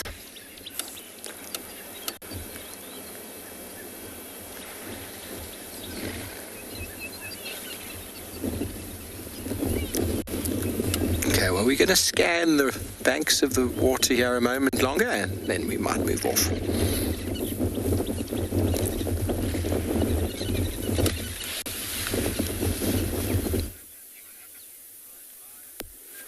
So, we came across this rock monitor as we were busy following the tracks of a female leopard that was on top of some vehicle tracks from this morning. And followed it down in towards the riverbed. And we came across this guy.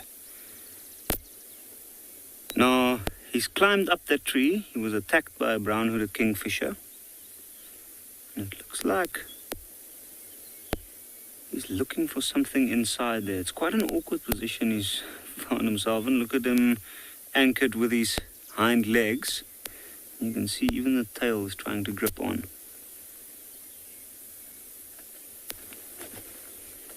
A rock monitor like this is an excellent tree climber. This one is actually quite relaxed. Normally they're very, very nervous and they tend to run away at the first sight or sound of a vehicle. I'm not sure exactly why or what he is looking for or she is looking for in that hole. Might also be just a spot to rest.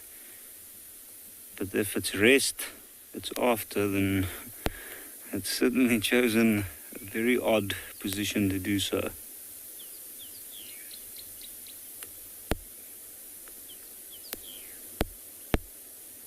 And if we zoom out a little bit, you see how well that animal blends in. And it's a pretty big tree as well. It's actually amazing seeing one of these things scale up a tree like that. You wouldn't think so when you see it. It looks quite slow and unmaneuverable when it's on the ground, and then it does these amazing feats.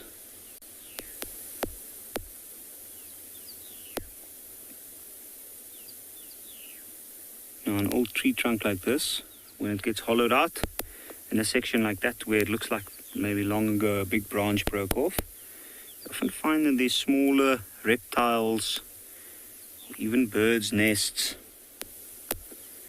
and reptile eggs, sometimes geckos, and things hiding in there, especially on a hot day like today. That would be a perfect spot to go and seek some shelter in the shade. Maybe that's what this monitor might have been thinking, trying to look there. Or maybe that's what it's actually doing. It's just trying to hide from the heat.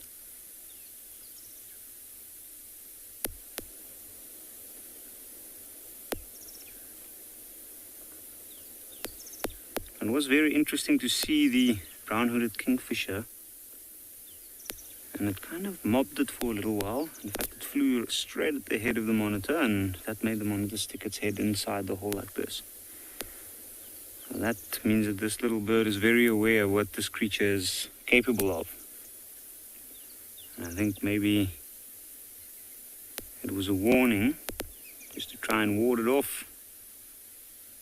And by doing so, also try and protect a possible nest that might be nearby.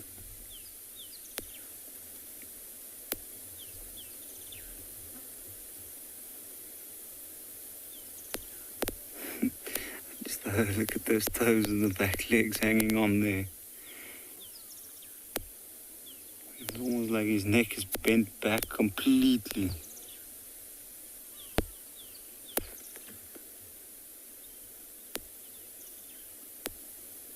Look very carefully. You can see the eye blink every now and again. You can see it breathing.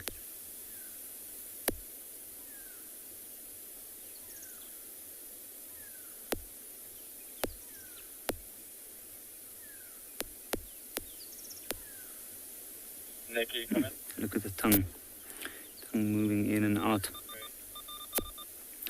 And the tongue's a very acute sense organ, picking up on any chemical traces of something that might be in the air.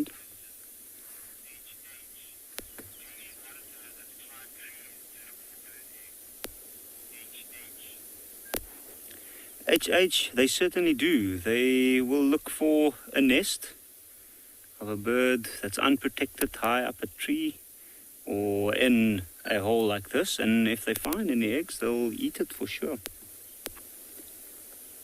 They are very adaptable. Oof, just look at that. How amazing is that? See it balancing itself out with the tail. And let's see what it does. Let's see if it goes up higher onto the tree. It might have also been that was maybe just a very odd position and took quite a lot of effort from this monitor's side to get into that hole, and actually it's going to make sure to check out the whole tree.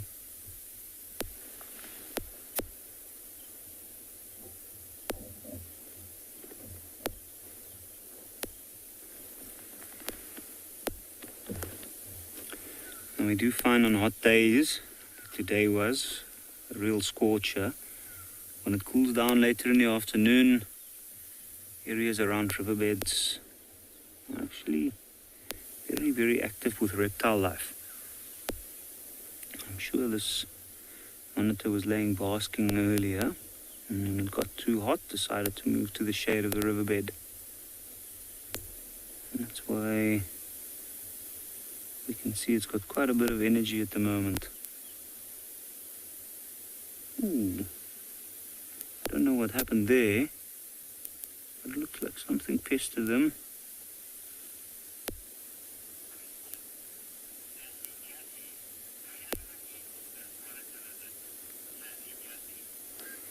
Good question, Sassy Cassie. What animal eats this monitor lizard? Well, there's a lot actually. I've seen quite a few animals eat it, even a rose eagle owl. But martial eagle, the other day we actually saw a honey badger kill and eat one. On occasion the cats does as well. The leopard, the lion, young lions are particularly good at scratching out unsuspecting creatures like this monitor out of the tall grass often. And if they do, they'll try and kill it.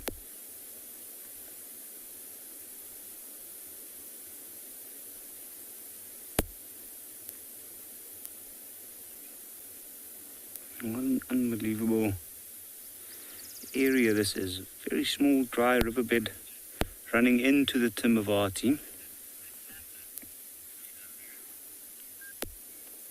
Minamu, do lizards spit acid?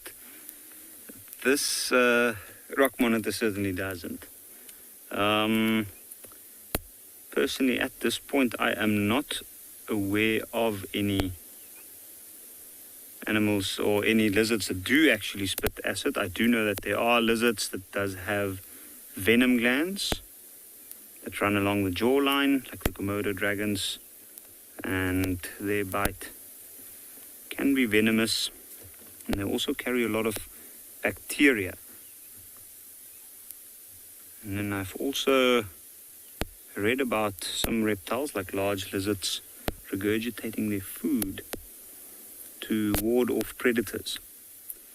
But spitting acid, I guess acid in that sense, maybe some stomach acids, but this monitor definitely doesn't.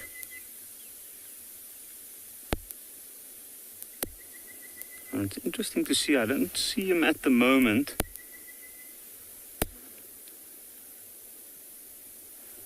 There was a little bird there, and it looks like the bird was going up and down, so maybe the monitor is still around. And maybe that bird was pestering it, trying to ward it off. But at this point, it could be going down any side of the tree, and if it does, and it goes to the back, away from our side, and disappears into the grass, then there's no way we'll be able to follow this monitor.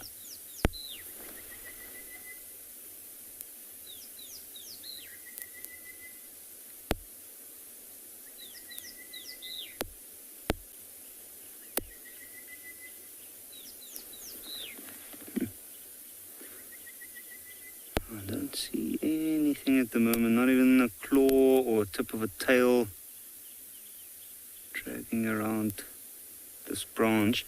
I think what we might do is maybe we'll try and reposition a little bit and then see if it might be on the other side of this trunk.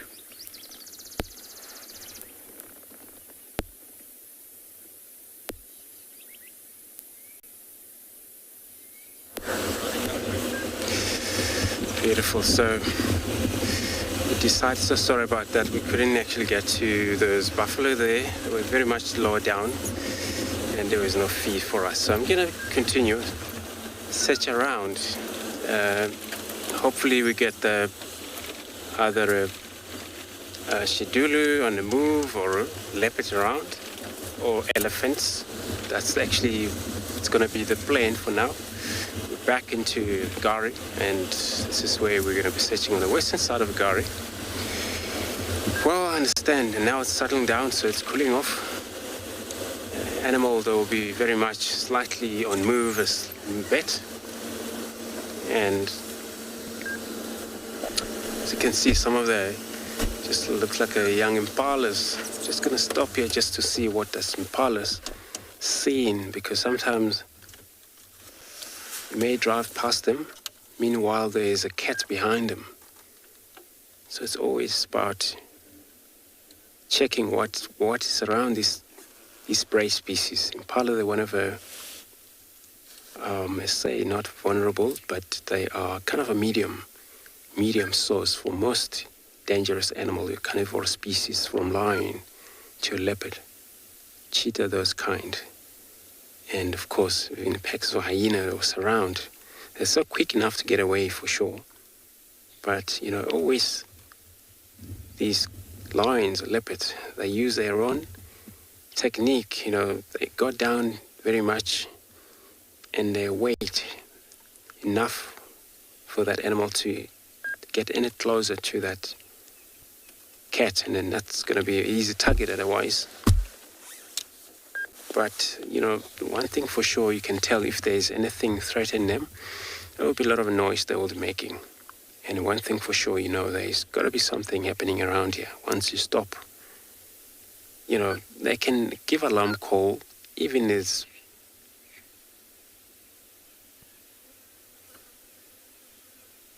kids. Good afternoon. You want to know what is an average lifespan for Impala? So anything from 18 years roughly.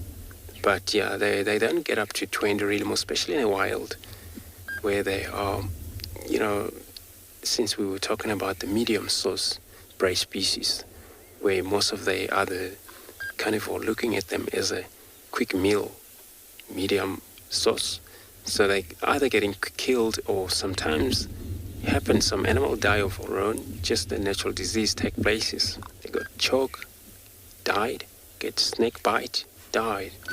Or during that run for a long time, they get running for a long time. You talk about wild dogs, these are one of the creature or successful hunter where you found Impala, they're fast enough to get away from the dog, but the thing is that the dogs don't actually give up easily. They will keep on a target for many over kilometers until that target is tired, and then usually fall off, and then you're just gonna go finish it off. This is the wild dogs now. So in this kind of thicket like this, I wouldn't actually expect to see anything like a cheetah, because it's covered. Cheetah won't hunt in this kind of area like that because it's very covered. Beautiful moon. Look at that. So I'm gonna move on my journey. As I say, I'm looking around for the leopard possibly. As I do that, I'm gonna be then taking you to another live safari.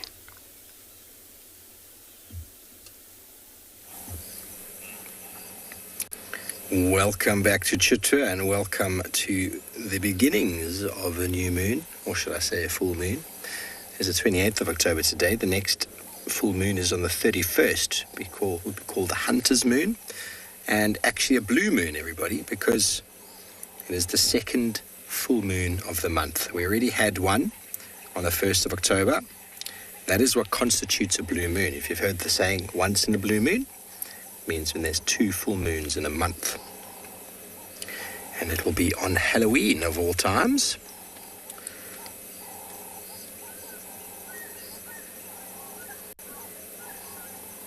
Might be able to still just hear the fish eagles in the distance and some Cape turtle doves. How funny, if you were watching earlier, that Cape turtle dove came down to land and Tundi did a jump, a 180 jump in the air on the rock.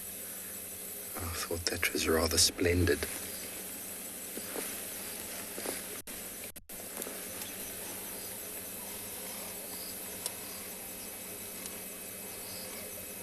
So they call it a hunter's moon because this time of year, both humans and animals alike should be stocking up on food in preparation for a long winter ahead. Obviously, that's for the northern hemisphere.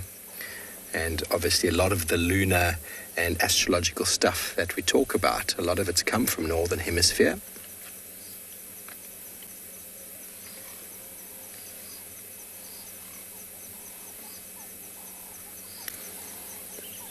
As mentioned before, blue moon, because of 2 in 1 month. It won't actually be blue. I always thought that as a youngster.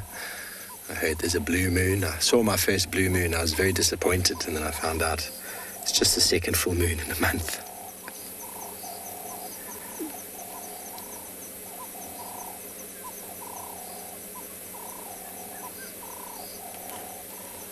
But interestingly enough, the full moon approaching, this hunter's moon will actually be, and I don't know how they measure it, scientists and mathematicians are quite interesting in that way, will be the smallest full moon of the year, a so-called mini moon, as it will be the furthest away from the Earth than any full moon this year. I think it's quite interesting. It's opposite of the supermoon, of course, is when the moon is as close as possible. It seems to be much bigger in the sky. But it's actually just all to do with the orbit of the moon, the oval shape orbit around the Earth, which results in it being a little bit further away.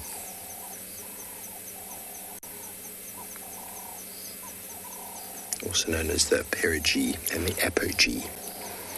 Nice things we learned back in level 1.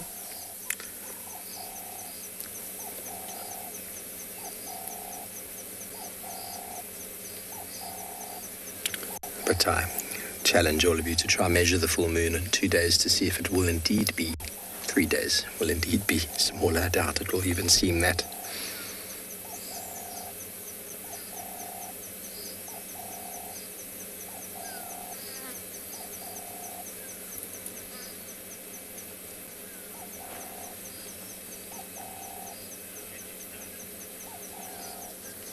Okay, we're going to spend another moment and maybe we'll get Morgan to howl at the moon.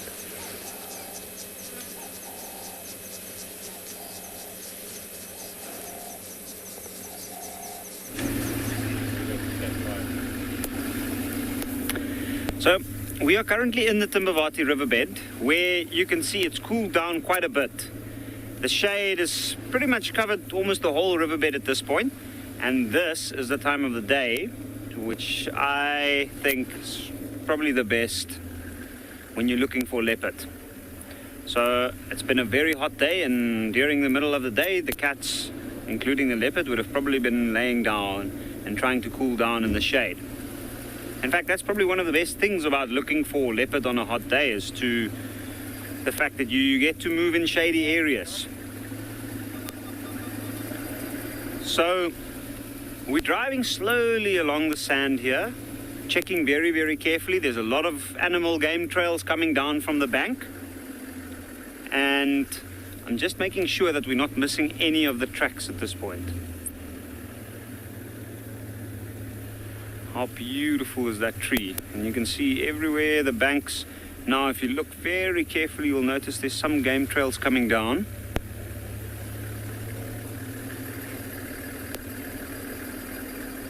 Now, not far from where we are, just up on the road off to my left, this morning one of the other guides had a look for leopard in this area, and they didn't actually manage to find one, but they had tracks here. And where he drove, we found some female leopard tracks right on top of his tracks, and she was moving from out of a dry riverbed that runs into the Timbavati.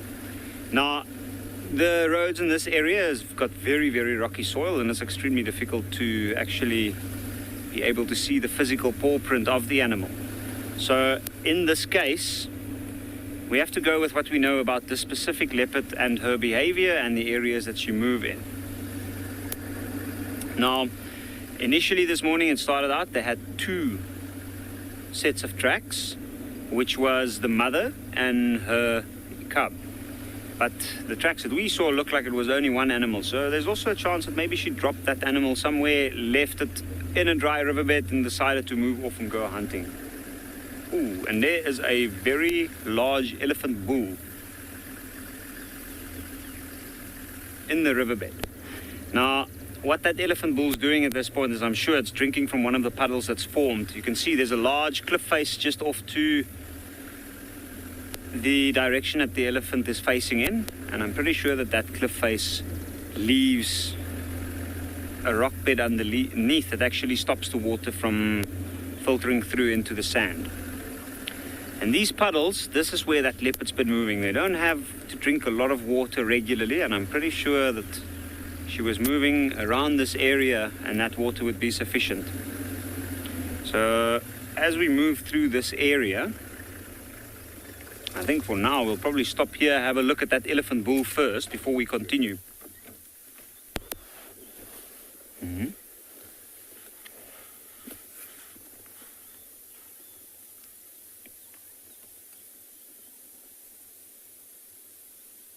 And this is quite interesting. The elephant bull we had earlier on, initially I thought when I had a look, I saw the secretions from the temporal glands, and that bull didn't look like it was in must. But once it came closer,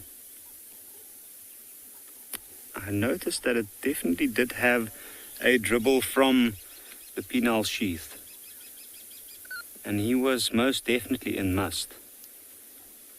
Where this bull, this one is quite far off, and at this point I can't really say. It doesn't look like he's in must.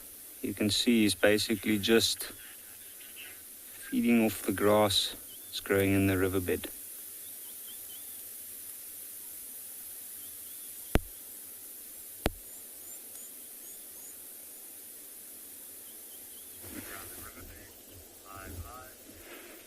We've got some greater kudu coming over the dune there. It looks like young boys and a slightly older male closer towards us here.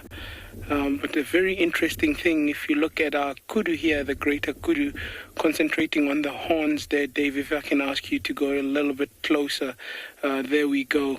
You'll see how these horns actually spiral and twist and make almost like a cylindrical hole amongst them.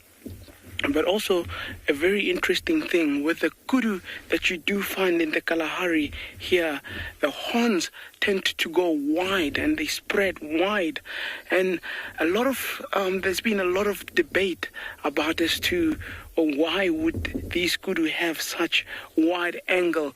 And part of the notion of why such a wide spread in these horns is very simple. If you look at the landscape of the Kalahari, it's quite open, not a lot of tall trees, and you'd find with the denser areas, these kudus would actually have a slighter, narrower spread of the horns, and obviously that comes to tell us that with denser areas, then the kudu kind of adapts so that the horns are not too widely spread. But also remember, when these guys actually browse, because they are browsers, meaning that they would eat from trees also, sometimes they would actually use those horns to actually snap off branches or twigs so that they can get to the foliage that they want to get. Good contrast there with some gemsbok also in the background there,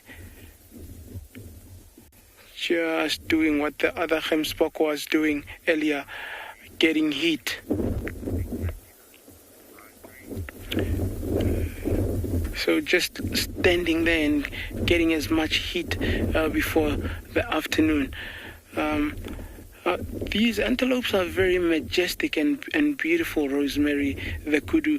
I mean, look at how it's striped to break up the whole body structure and blend in with the vegetation, and hence it will have these kind of stripes on its body. It's just everything just for the survival.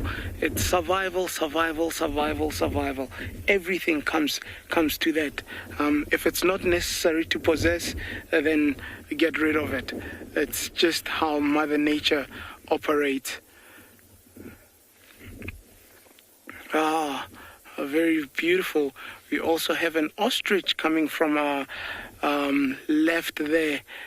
Also getting into our frame, so they seems like this is almost like a gathering place, one species of animal after the other. So let's see what else pops into our frame here. I mean, we started with a kudu, and now everything is just seeming to be coming together here.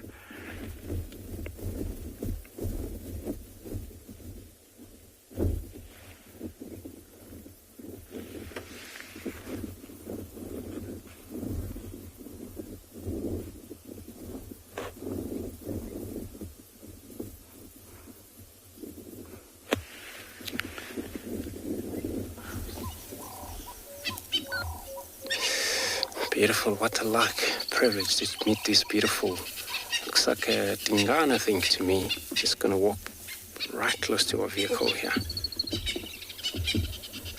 Got a call from the Galago camp, that's a leopard drinking. And as we got in here, he's actually down, but he's gonna move now west. Trying to keep up with him.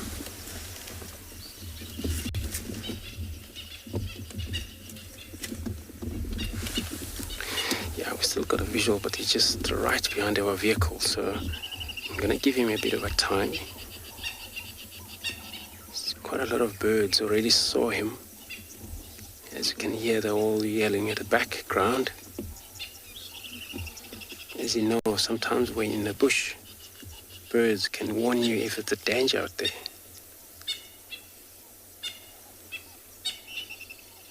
Just now listening. He looks hungry to me for sure.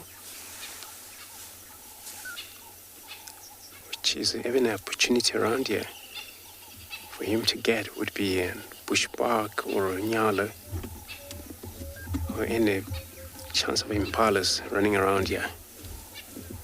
That will be taken. He will be really on hunt for those.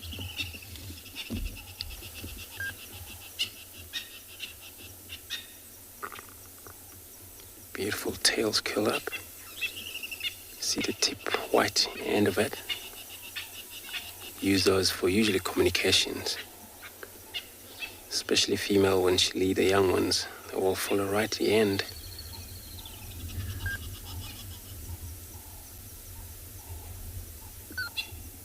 So, everyone let me, sorry about it, I'm gonna just try and reposition while we do this. Looks like he's gonna go right to the top of the mound. We'll get him on front, so you get a view of the sun shining at his face, I think. It's gonna be a good chance.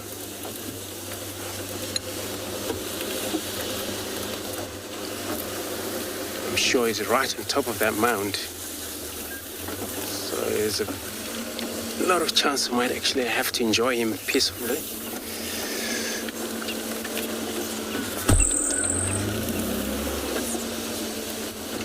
Mound give a lot of them cats a chance to see far enough, because this is what they always need, you know. They need to see what's around them, just like lions. When it's cool in the day, they were able to hunt, and when it's cloudy, same thing. They would hunt. Sure. I'm trying to do a big loop here because it's all logs. I don't want to block his view. So big loop, so we got him on front. Just to see his face as well.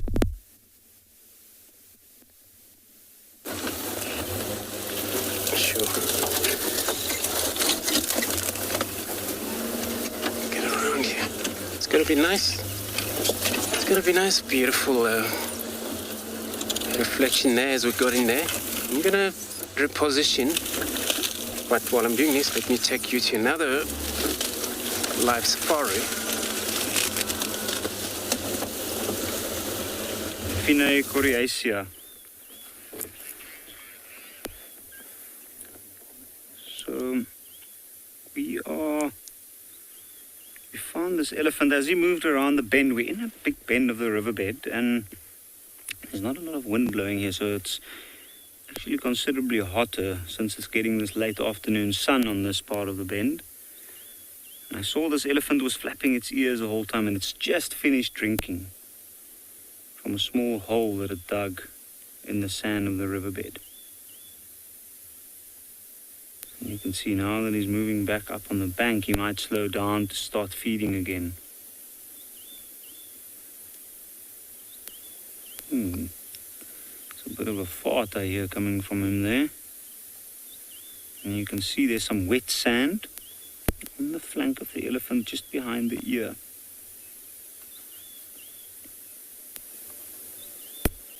And it's still flapping at ears because of the heat. And this is a pretty amazing spot within the riverbed here. There's quite a lot of life around, not in terms of large animals, but there's a bit of water off to the side behind that elephant. You can see that wall of green tall trees.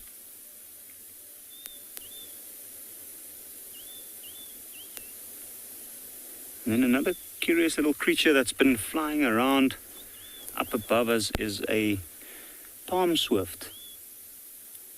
And in this particular section of the riverbed, we actually happen to have one of the tallest palms, if not the tallest palm on Ngala.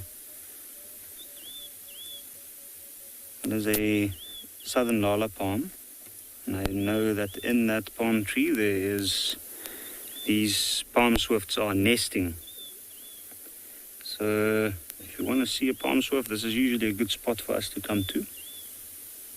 And usually it's very odd to see such a tall one here on Ngala. It must have been one the elephants have missed over the years, because most of these ones get cropped down. There's many of them growing within the riverbed because this is not a constantly flowing river. And to have one as big as that in this area is quite unique.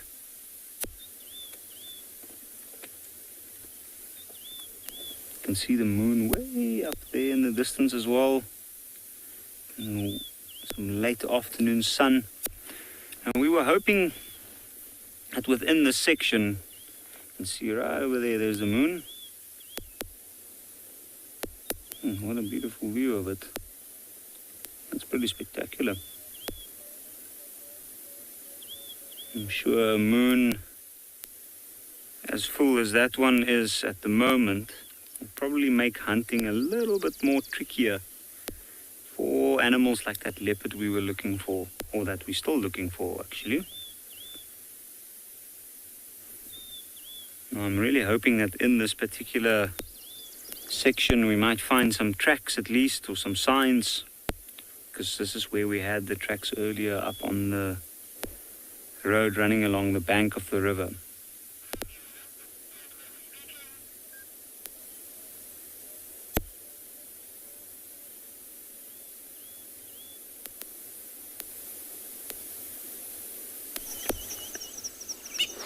Thanks. Yep, hope we get right there. So we're trying to reposition here for this beautiful Tingano. And then he's lying right on top of the mound. I think that's what suited him in there. He loved it so much, but he can't stop looking around. I mean, he's facing too much in the west. And it's cool because he just drank water, the Galago pan. So for him now is to carry on. I'm just gonna see here, maybe he's on so much of scenting marking or just on hunting. Because it's one of the two movements they do, usually territory, reactivation, also hunting or both at the same time.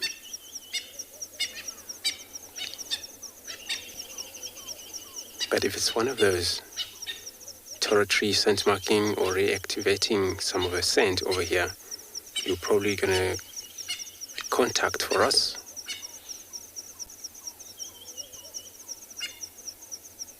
And all you see on front of him there, it's a piece of grass. I think he's breathing towards it, and it was like kind of like every now and then when he take a breath. But he's looking away now. It's probably because of they're very good on. You have a good eyesight. You can see something far in that height. And a big male leopard like this, it's easy for him. You could kill, Kudu. You won't host it up in a tree, but you can able to bring it down, feed from the ground. Warthog's going to be hunted as well as even a foal, zebra foal. That size of a male will take it down. Size of a young wildebeest will be also be killed. So he had a lot of chance to actually get on. But not only that, they don't have to focus on this big game.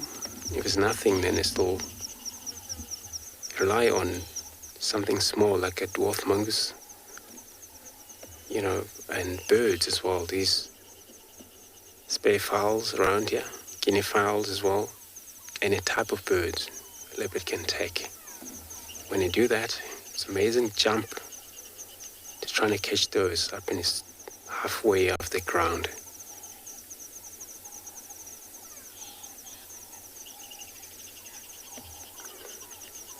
Yogeshwar, good afternoon, welcome to a beautiful show.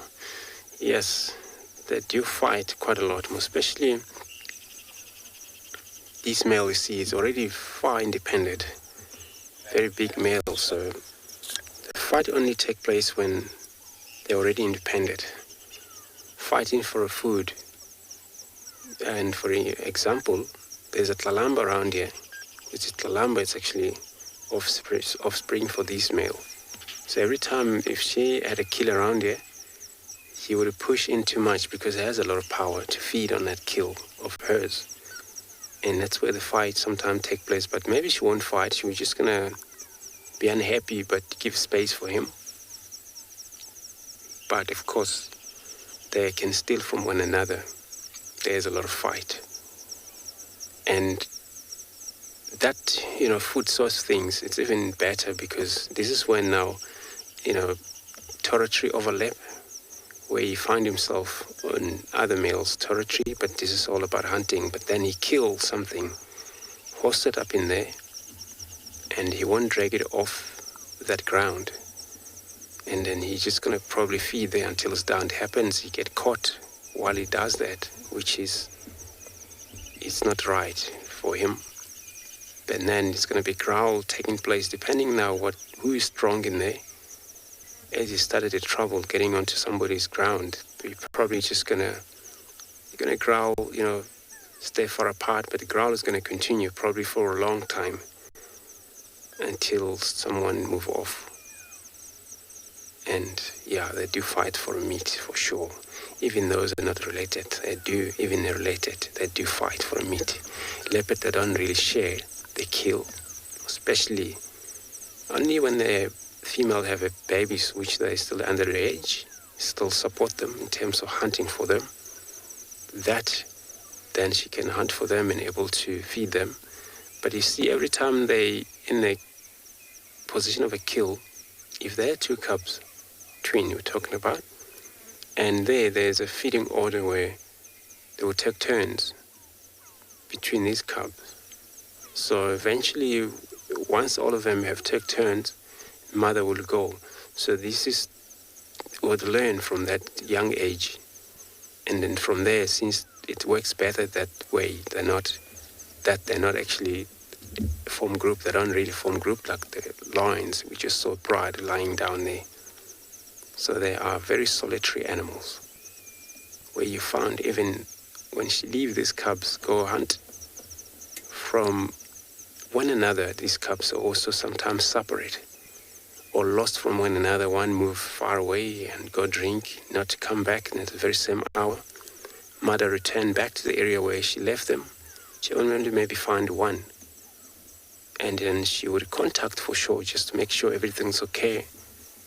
If that one doesn't actually respond to a call, or maybe are still out of reach, then she'll probably take that one single cub back to the kill.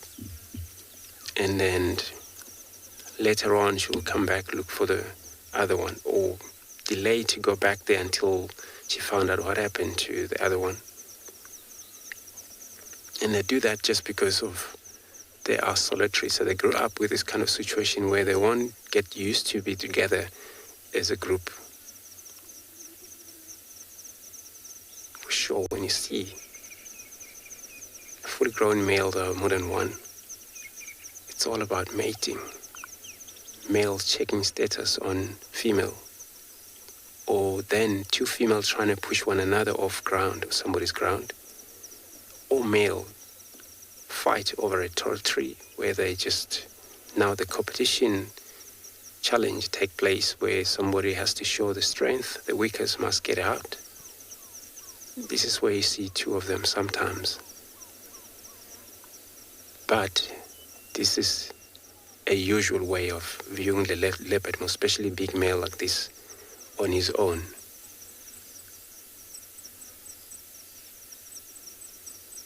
And they are also very silent hunter. Their foot structure, it's all covered with heavy hair on us, all surround of their foot. And then every time they move, it's provide very silent. They don't actually make a lot of noises. And apply the same when they hunt. Everywhere they step, the first leg would actually step on the ground, but carefully, and the other one would exactly go the very same spot. So they're trying to make sure that they're not actually making a lot of noise there. A key for them to hunt also, they don't have to chase for such a long time. They're well known of as stalking. They actually use advantage of this type of mound if there's a prey species around, or a use chance of tall grasses, and they will trying to crawl along that, crawl down, and making sure that there is no certain movement. Otherwise, the prey species also, they're well alert. Also, if they ever hear anything like that, they will be so much worried, they will concentrate on a direction until they found out what happened.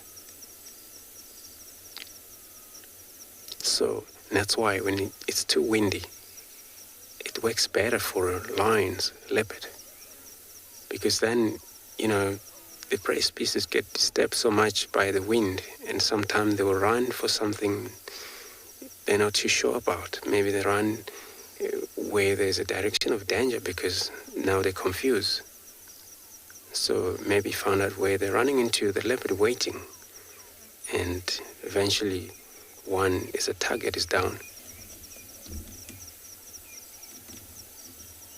So I seen a leopard kill 2 prey, but not at the same time, but it was hosted in the same tree. A different species was Impala and a grey duiker. And that female, she's no longer around. Her name was a white cloth. The older leopard. Managed to witness her lifespan. She actually died when she was anything from 16 years back in the days. So for them able to kill, it's not all about wasting. They kill, but they would make sure they finish what they have killed.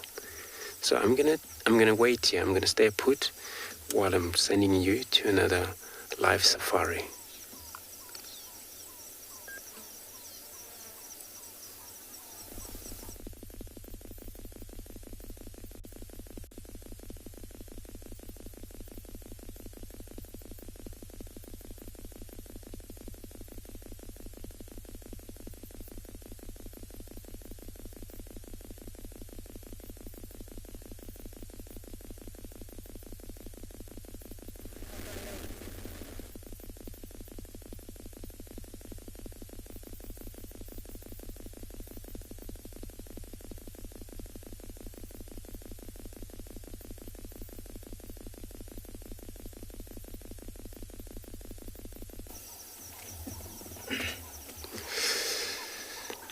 Sorry about that.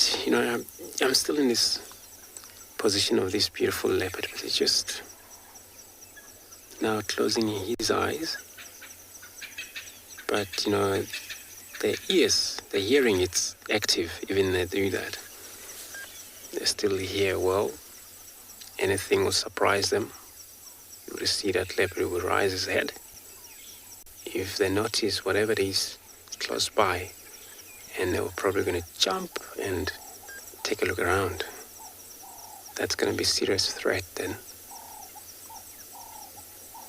And many times they get tracked down by the trackers, and they get used to sometimes by human far away, not close by. I'm going to stay put here again while I'm sending you to another safari live.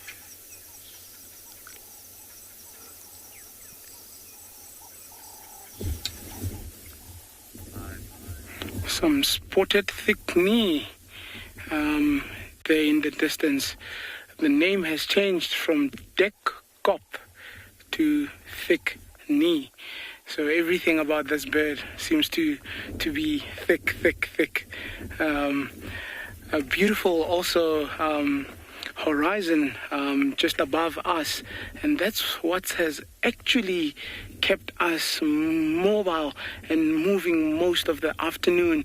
Obviously the Kalahari is rarely as cool as what today has been, and with the cats that we are trying to find, such weather then becomes top-notch for them, if I can call it that, in the sense that they can move a lot more, and they can actually hunt better, giving them more hours to hunt. Because remember, your cheetahs are actually diurnal, so they'll avoid actually hunting at night unless there is maybe a full moon or it's light enough that they can actually hunt and take advantage of night. But predominantly they would hunt during the day. So with the temperatures as cool as what today is, with a temperature of about 22 degrees, this gives them a very, very, very good chance.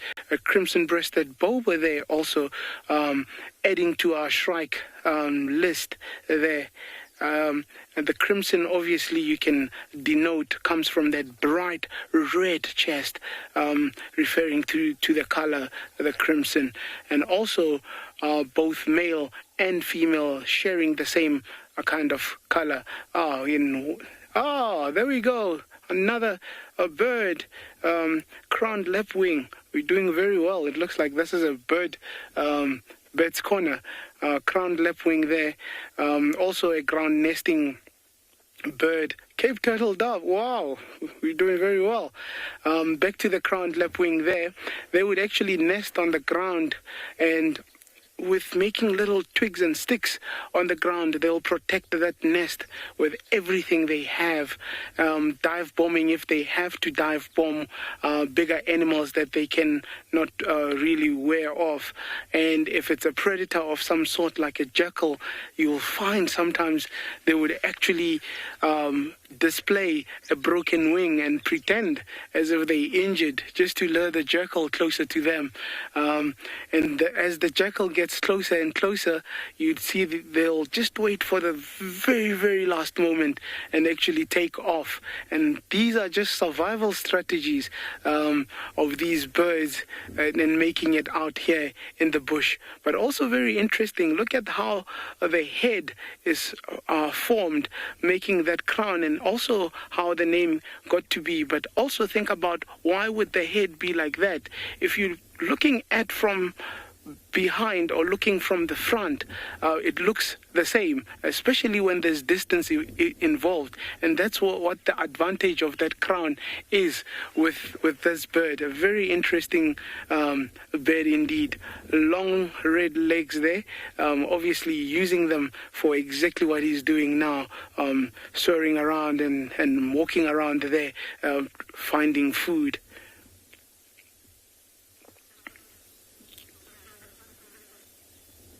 This would be the perfect time to start looking for things like beetles, termite mounds.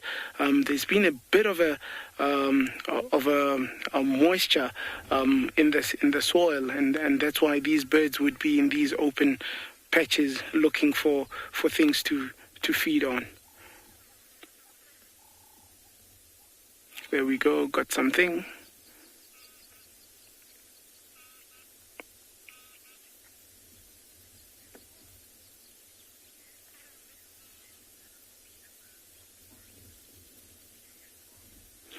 Yogashua, do forest animals differ in behavior to desert animals? In the sense of survival, yes, different adaptations for different habitats. That would be the difference, but in the principle of adaptations, it would be one thing. I don't know if that makes sense. I'll repeat it. In the principle of adaptations, both would each have their own adaptations, but the adaptations themselves would differ in the sense that the desert or the arid areas would be very warm, very open, and very dry, whereas your forest, in most cases, you've got your canopy almost at all times, very thick, very lush, and very humid also. So both species from those different terrains would have to look at that. I mean, this is how barren and open the Kalahari can be, where in the forest you'll never almost find a space as open and as exposed as this. Just those two elements coming together. I mean, look at the sun. Probably now one of the fewer times where we've actually seen the sun today here in the desert. Very, very beautiful. Look at that golden color.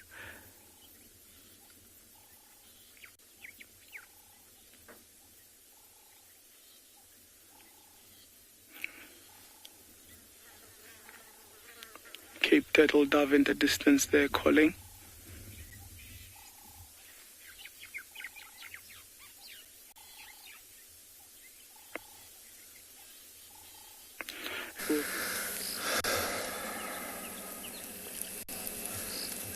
Welcome back, everybody. The lions are on the hunt. There's a zebra. If you're not ready for this sort of thing, look away. Don't watch if you don't like these sort of things. Lions are not always successful. But we found them north of where we left them this morning. So, disclaimer for sensitive viewers. The lions are going out in style, left and right. The zebra seemingly does not know. It's on its own.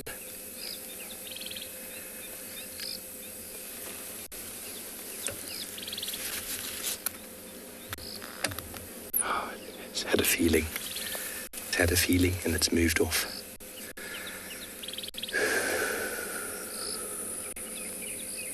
There's another zebra coming, running in this direction. So there's always more than one zebra. They move in a single file sort of line often. There you go, their alarm calling now. The zebra, can you hear that?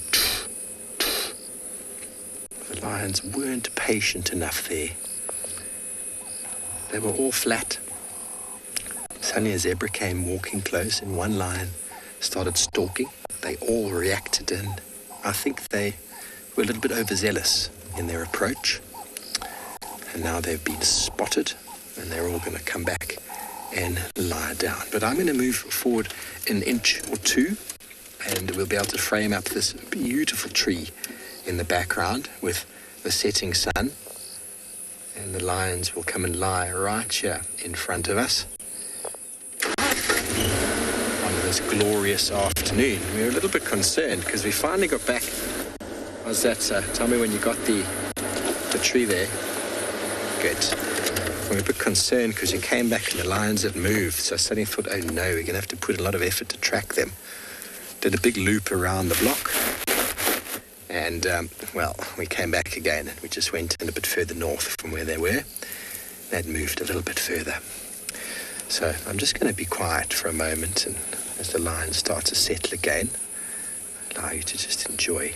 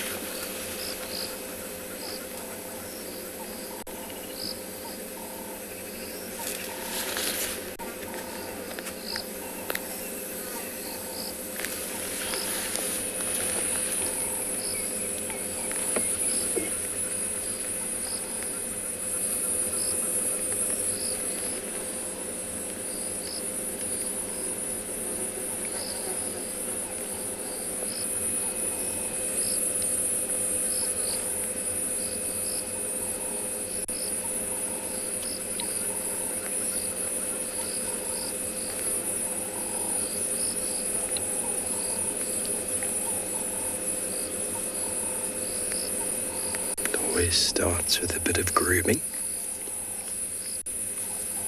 a toilet break, followed by some yawning and some stretches before the lionesses get up and start moving. Now, will they take us back to the cubs or will they go towards Buffelshoek Dam for a drink, which is in the north? That's the wind was coming from the north. It's now completely gone. All the wind that was around has just died off. So now the lions are going to have to rely on hearing and smell, or sight, if they're going to catch any food. So it's very possible that they might just start moving, and the direction might be towards the cubs.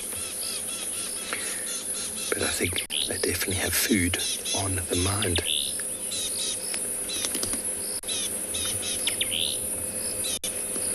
The Nkuhuma Pride, for those of you who were not aware.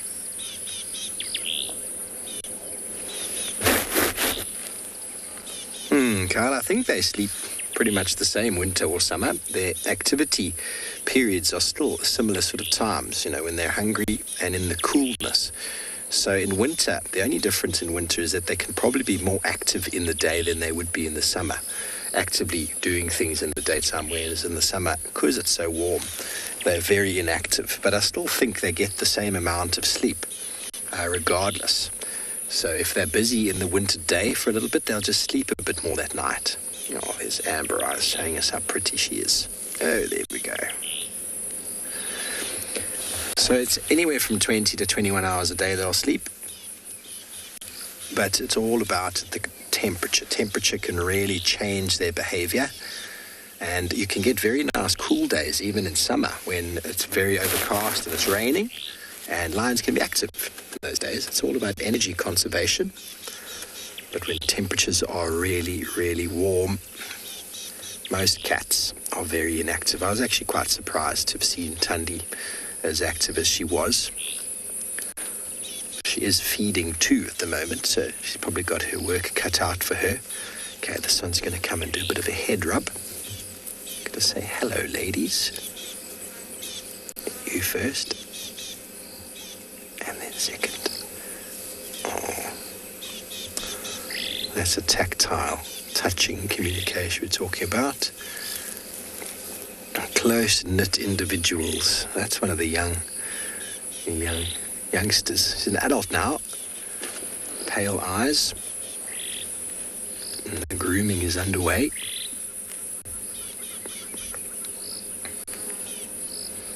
Getting themselves ready to go out on the town this Wednesday evening.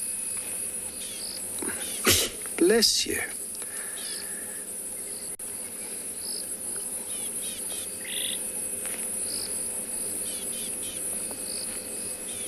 The flies are bothering these individuals.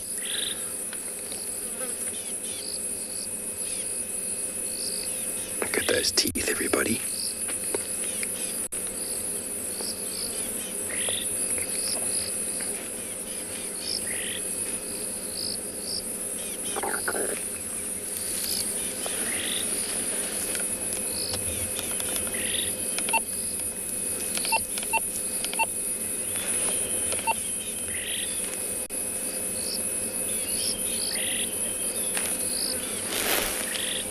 The lions, leopards, regarded, some people say, starvation resistance, to the point where they can go for about a week, 2 weeks. 2 weeks before they really start to get affected. And then anyway, after 2 weeks, it really starts to affect them negatively. So they will hunt regularly, but they can go for periods without food. And it does happen sometimes, but they do eat a lot more than we think. You don't often find them on... The only time you really find them on a kill is when it's big and substantial. There's lots of smaller animals that get eaten along the way. So because they can go for a period of time without eating doesn't mean that they choose to. The hungrier they get, the more effort they will put in. And when there's lots of food around, they're not as hungry and they don't put as much effort in. And so you might find them, you see the claw sticking out over here, Morgan, this one on the left. You can see that the pressure on the dew claw, not dew claw, but one of the toenails, has got it pushed out there. Look at that claw, everybody. Oh, look at them. Protractile. So when the muscles and ligaments flex, they come out for grabbing. Now, one of them actually lurched onto a giraffe this morning. Giraffe was going as fast as I've ever seen a giraffe go. And it just battered all of these lions out the way. And one actually jumped up and sort of caught the giraffe on the flank. But it was going so fast that it wasn't able to hold on. It would have been quite a wild ride if it did. I don't think we'll be seeing that giraffe again for some time. So when they're very full and they've eaten a lot, they might still look at food if it's tempting. But if the energy required to get up and go after the food is too much, they will weigh up the options and not feed. But when they're really hungry, they'll be far more active than when they're full. And when they're full, they spend a lot more time sleeping and resting. So they really do get a lot of sort of desire to go eat. And once they got food, well, then there's no need to do much. They can just sit for a while.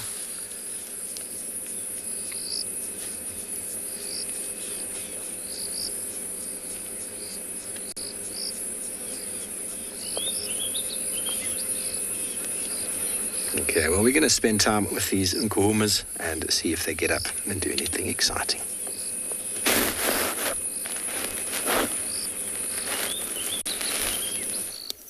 Hey, you are. All right, beautiful. So he's still there. Now we can see how flat.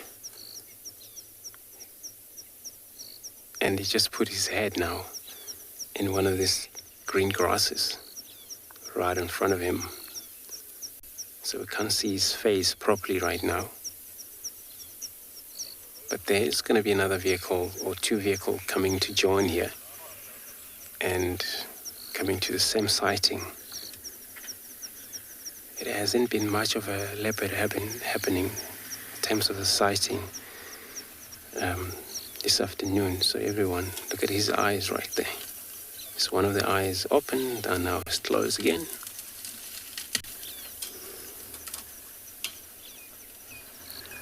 For leopards, same to a lion. Sometimes when they're on the move, they have a lot of time to spend, lie down, and they have a lot of time sometimes to move. This is where they now focus on the hunting. He's probably on a hunting, but now he's just taking it easy, hoping for anything you could see around here. But he paint as well, so not that he's full stomach, which when I look at him, doesn't look like he's eaten at all. And this is a sign that's probably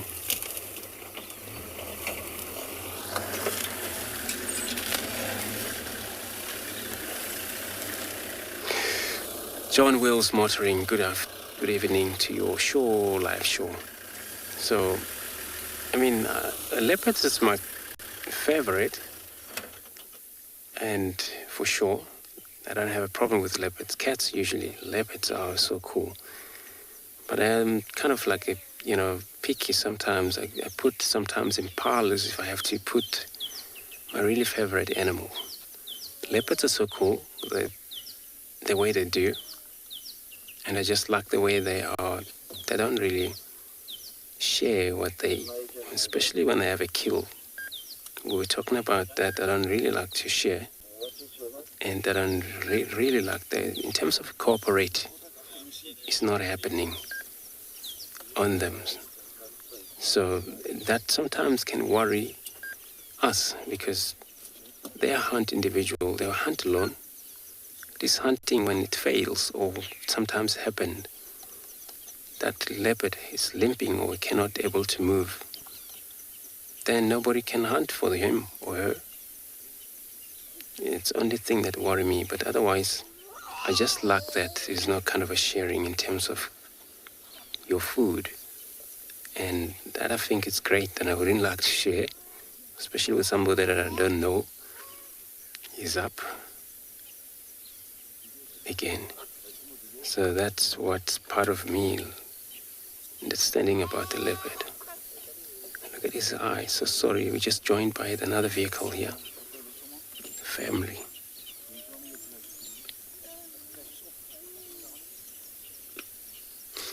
So Tingana, he kind of like dominating at the moment, but these days he pushed too much far north.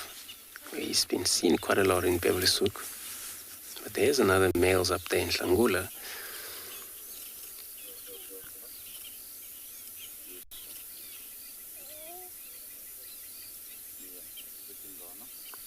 Richard, good evening. Welcome to your beautiful live show. Yes, there's other male around in this area. So Tingane, as we're looking at this beautiful male leopard right now, there is on a far west of here, there's a hukumuri, which he also sometimes find himself far in this middle of or half of Djuma we're at right now. And there is a male of his name called Imlowati, which I haven't actually had time to meet him, but I heard he's around. And of course, that Hlangula, I haven't seen him this far in Djuma. So, but these three, Mlowati and this Tingane and Hukumuri, they're more likely to share, boundary, or he might actually been in the challenge of where now he's trying to be pushed off somehow by that Mlowati. When that happened, it will be just because of, the territory. If he ever loses that, you're probably just going to move off. A lot of time, size-wise, it gives a lot of chance for these cats to be able to, win their battle. Because that challenge sometimes it can carry on. It takes a lot of a month before somebody lost a fight. Then there's another quarantine male, but he's now probably far at Kruger Park in Koro, that side, moving in and out in that area. He's also a beautiful male, but he never come this far because he was born around here. Quarantine, son of Karula, and the father was Mvula.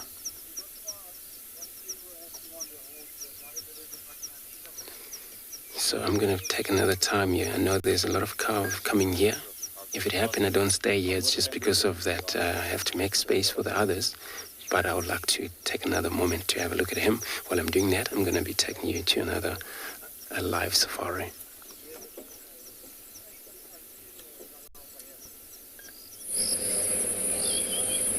Oh, thanks, Andrew. We are still with the Pride, the 7 lionesses of the Djuma Pride. There's been a little bit more grooming going on, and I feel as if there's imminent movement from a couple of them, but we shall see.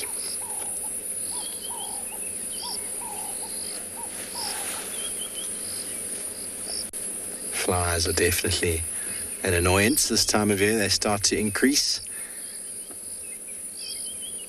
I wonder if the lions know that the buffaloes they follow constantly and the dung the buffaloes leave behind are the homes of all the flies. Many of them anyway.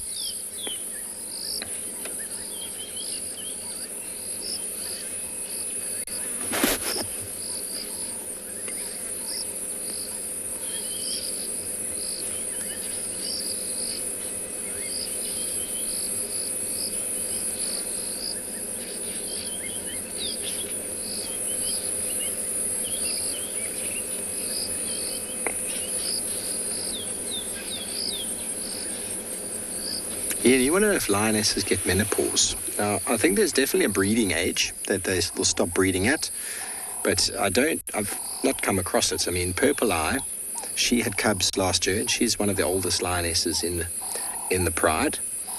I think there's definitely some sort of hormonal change as they get older, but I'm no expert in that regard. No doubt someone on the chat stream will be able to send through a quick little answer. It's probably been discussed before. But all the females currently are at breeding age. Even the youngsters have come into estrus at least once, I believe. If not, that will be shortly. Definitely saw one of the evoker males getting a little bit angry with the female yesterday, or with each other yesterday, over the proximity to one of the females, but yet they're not with them today. I wonder why that is. I wonder if the 8th lioness joined up, and if she's coming to estrus, and if they've decided she's not so bad after all, and now they're hanging out with her. We went and spent a little time to try and find where they'd stashed the cubs, and thinking maybe the males were there as well, but we were unsuccessful.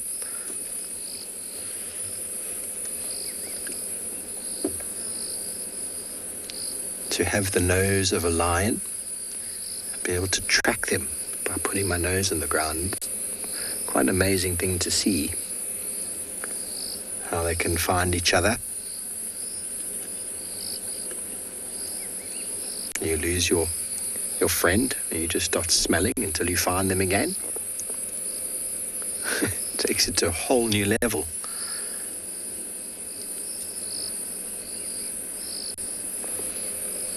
I wonder if once upon a time we had a sense of smell so acute.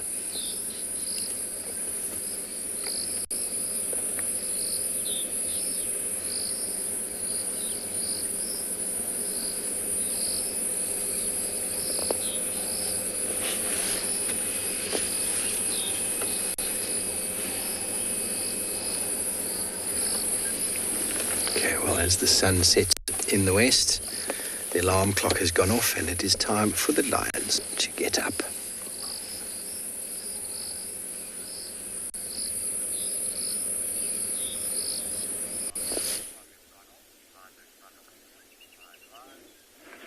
Blackback jackal just coming out there from the shrubs.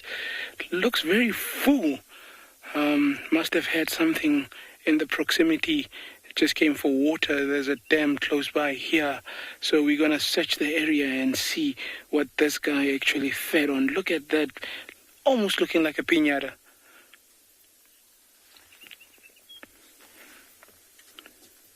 Also very beautiful sunset also here at the Tswalu Kalahari.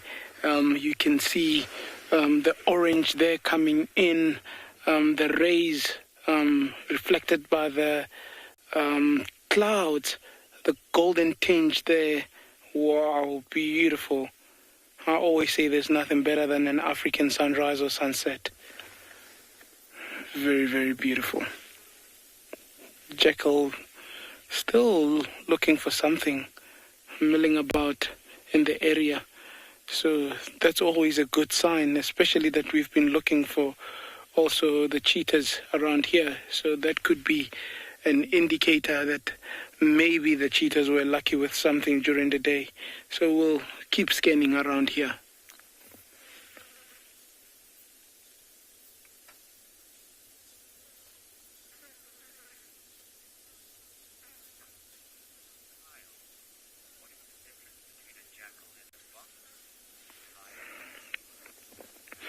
Kyle, what is the difference between a jackal and a fox? Shoo, interesting question. A jackal, to my knowledge, is more of a canid, meaning dog-related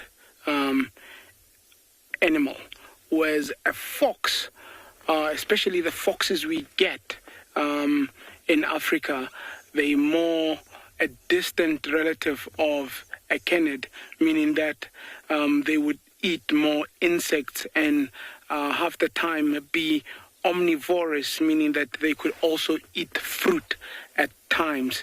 So that's the major difference between the two.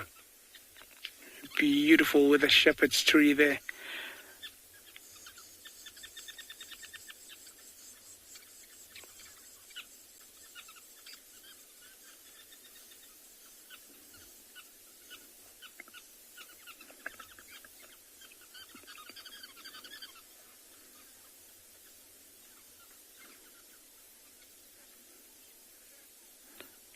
Nice movement.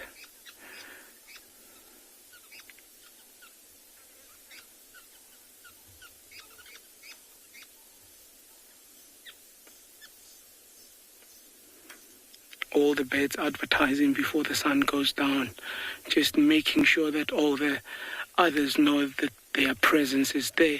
It's just communication saying, we're still here, the territory is still mine. And they would do the very same thing again in the morning. Hence, they do that all the time, morning and evening.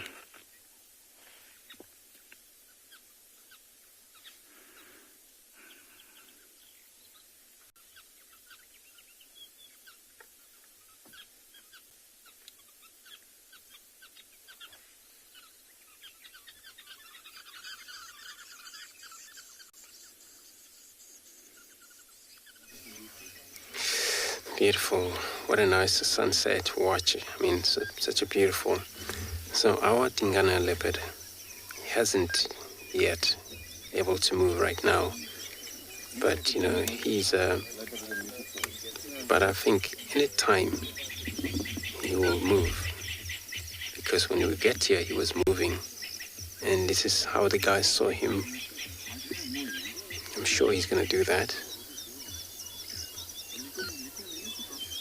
While sometimes I've seen leopard spend a lot of time and do sometimes kind of like very strange behavior that you wouldn't know sometimes.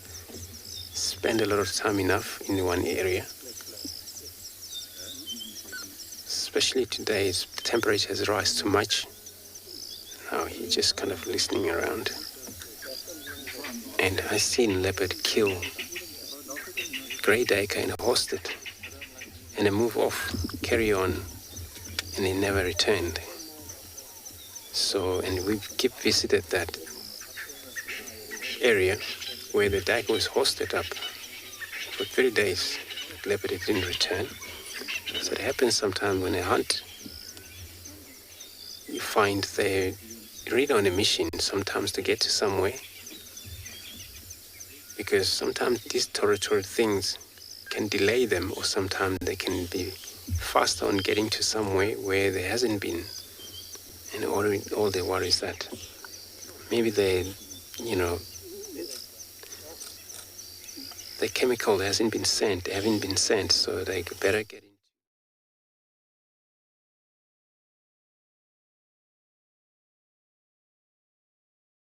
in again.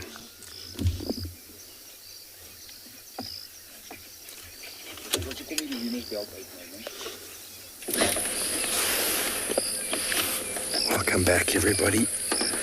We are in the infrared spectrum as the lights have faded, and the lions don't realize that they're faded yet. They're just waiting for more cover of darkness, because as you saw with their zebra hunt, they were a little bit too zealous.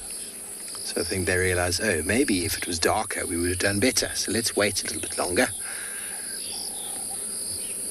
And let me clean my elbow. It's always an important place to clean. You see, that whole chest area gets covered in blood, covered in all sorts of things. I can't imagine what it smells like. Apparently the Pride was on a dead hippo day before yesterday. That could not have smelt very nice. Now, thankfully, we've been close to them, but the wind is almost non-existent, so haven't been able to smell the lions, and they've yet to do what they love to do, come and stand in front of us and have a big poo, which can often be the death of me. I do struggle with those sort of smells. Bless you. Got a bit of fur in the nostrils.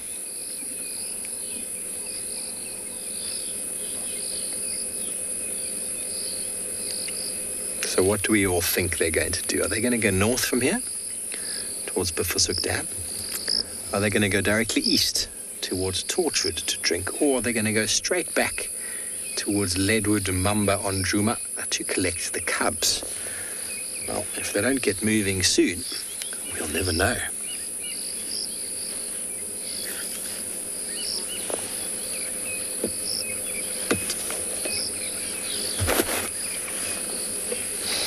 Helen, it's basically just a bit of a body language gesture. You see it with Tundi, you see it with leopards a lot. They'll just sort of look at them and growl, and the cubs just know. I can't actually say I've seen Nkuhumas do it with their cubs. They just leave them behind, but Tundi used to do it with Tlalamba quite often, you'd see her sort of walk and then turn around and look at her and give her that like snarl, and then she just knew that was the stay put snarl. And it's also possible that because they'd walked a fair distance by that stage, that maybe the cubs were even tired. So they were told to stay. Oh, that's a good itchy spot right there, right on the belly. Oh, right there. I love how they lick their lips when they scratch themselves there. It's deliciously itchy. Oh yeah, one more time, just under the elbow, in the armpit.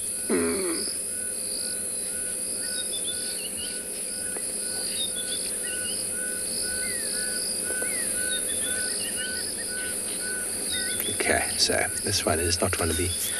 This is an adult. This is Chella. I think that's Chella. Bit of a head rub. And a plonk down. Let me just move back a touch here. Just a touch. We can get the family portrait. Okay, so it looks like east is the way. That is Amber Eyes. Okay, so Torchwood Dam, it is. Bless you, Amber Eyes. Oh, Amber Eyes is a lady, though. She does often move off to go and have her ablutions. But everybody, it has been a wonderful afternoon and day. Thank you for joining us here this afternoon on the show from all of our wonderful locations. Thank you to everybody for the wonderful wishes to me today. It's been a wonderful birthday so far. And we're going to follow the Pride for a moment longer, but we'll see you tomorrow morning, bright and early, same time, same place. Thanks from everyone. We thank you for your questions and comments. Good night. Africa is very special, and when you come down here, even when you're watching through our camera, the landscapes change from desert to bushveld to up in the Masai Mara where there's grassland. That means that the biodiversity changes as we move along Africa. And what I love most about connecting with you guys is the fact that I get to share these wonderful experiences with thousands of people. It's happening right now, live. Catch me in the wild on channel 183 on DSTV. This program features live